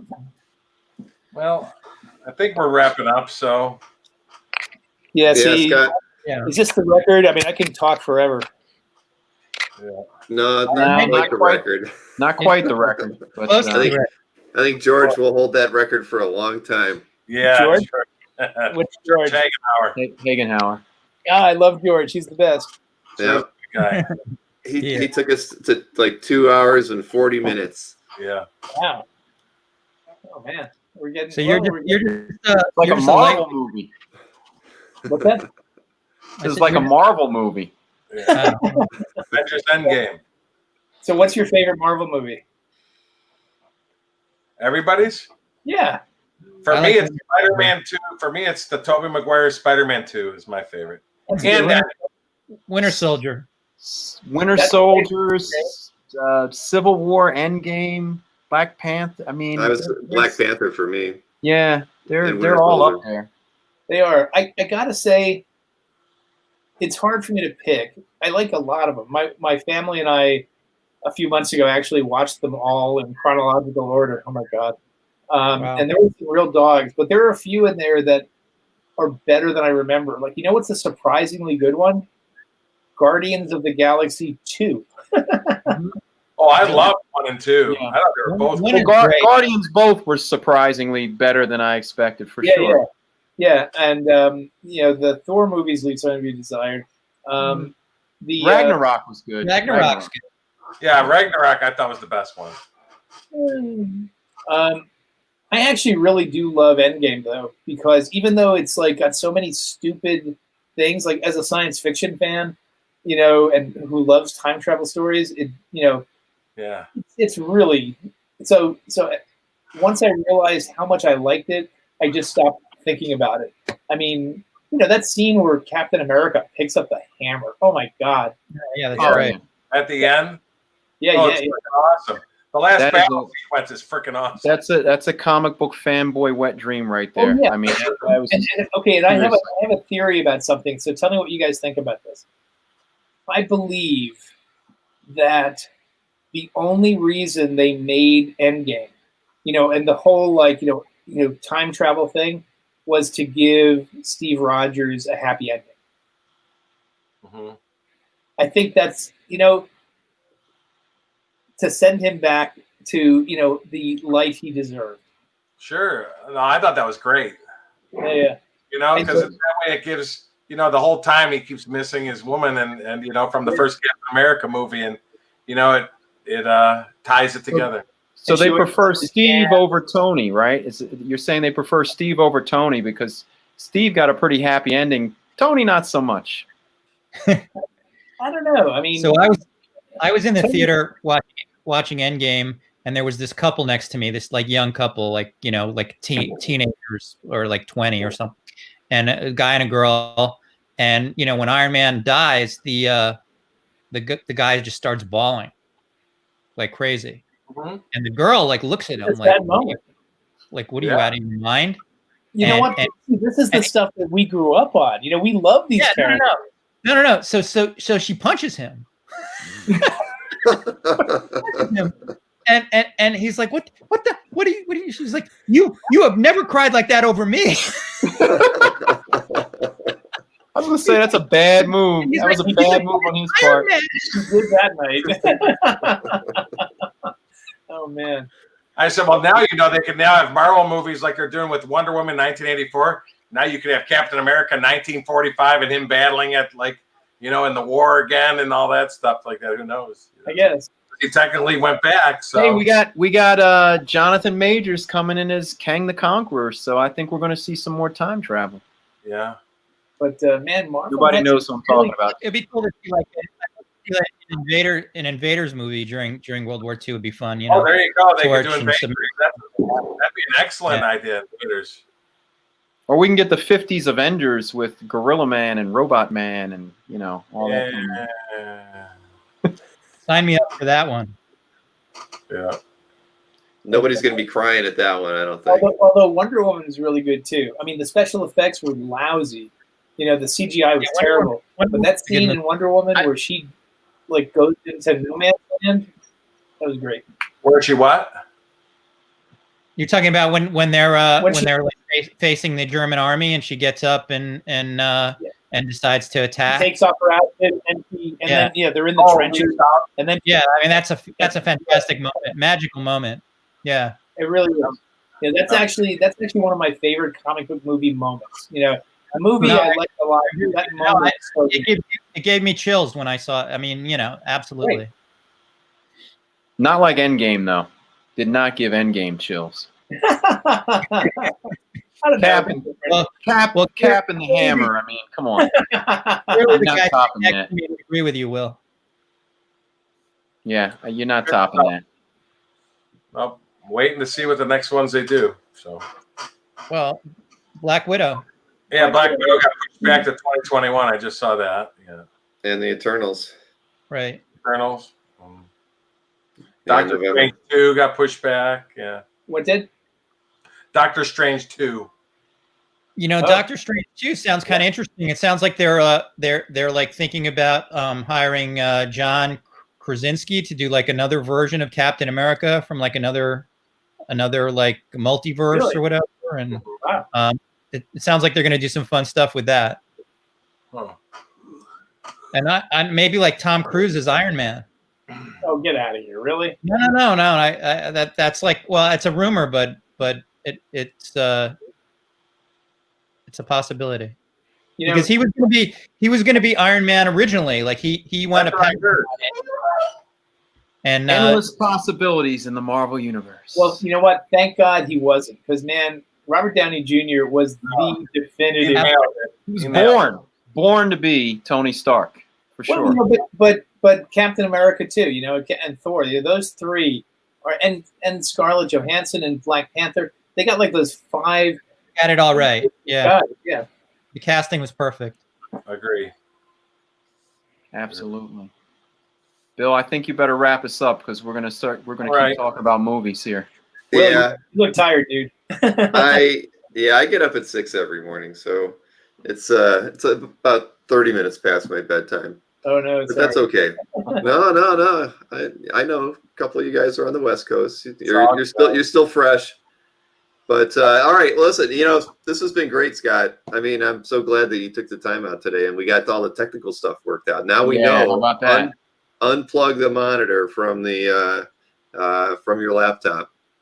Yeah, although now you know you get this like upshot of me instead of like whatever. Who cares? It's all right. Oh, You know, okay. But guys, thank you very much for inviting me. I had a blast, and if you No, guys it's ever our pleasure. having me come back, I would love to do it. all right. Well, you and I need to work more on promoting IDW stuff on CAF. That's for sure. I only push out the few press releases I get from you guys, so we definitely need to work more on that. And I wanted to put something out there for the Micronauts book, and I know the Jim Lee's book is going to be incredible. So I got to But- say, I'm really, really happy with that one. I mean, it approved, like I said, it approved today, and it's really good. It's got a double fold out in the middle with the X-Men #1 covers, and it wow. has. Do any of you guys remember those that triptych of Marvel posters with the X-Men? That's also in there. Yeah, Mhm.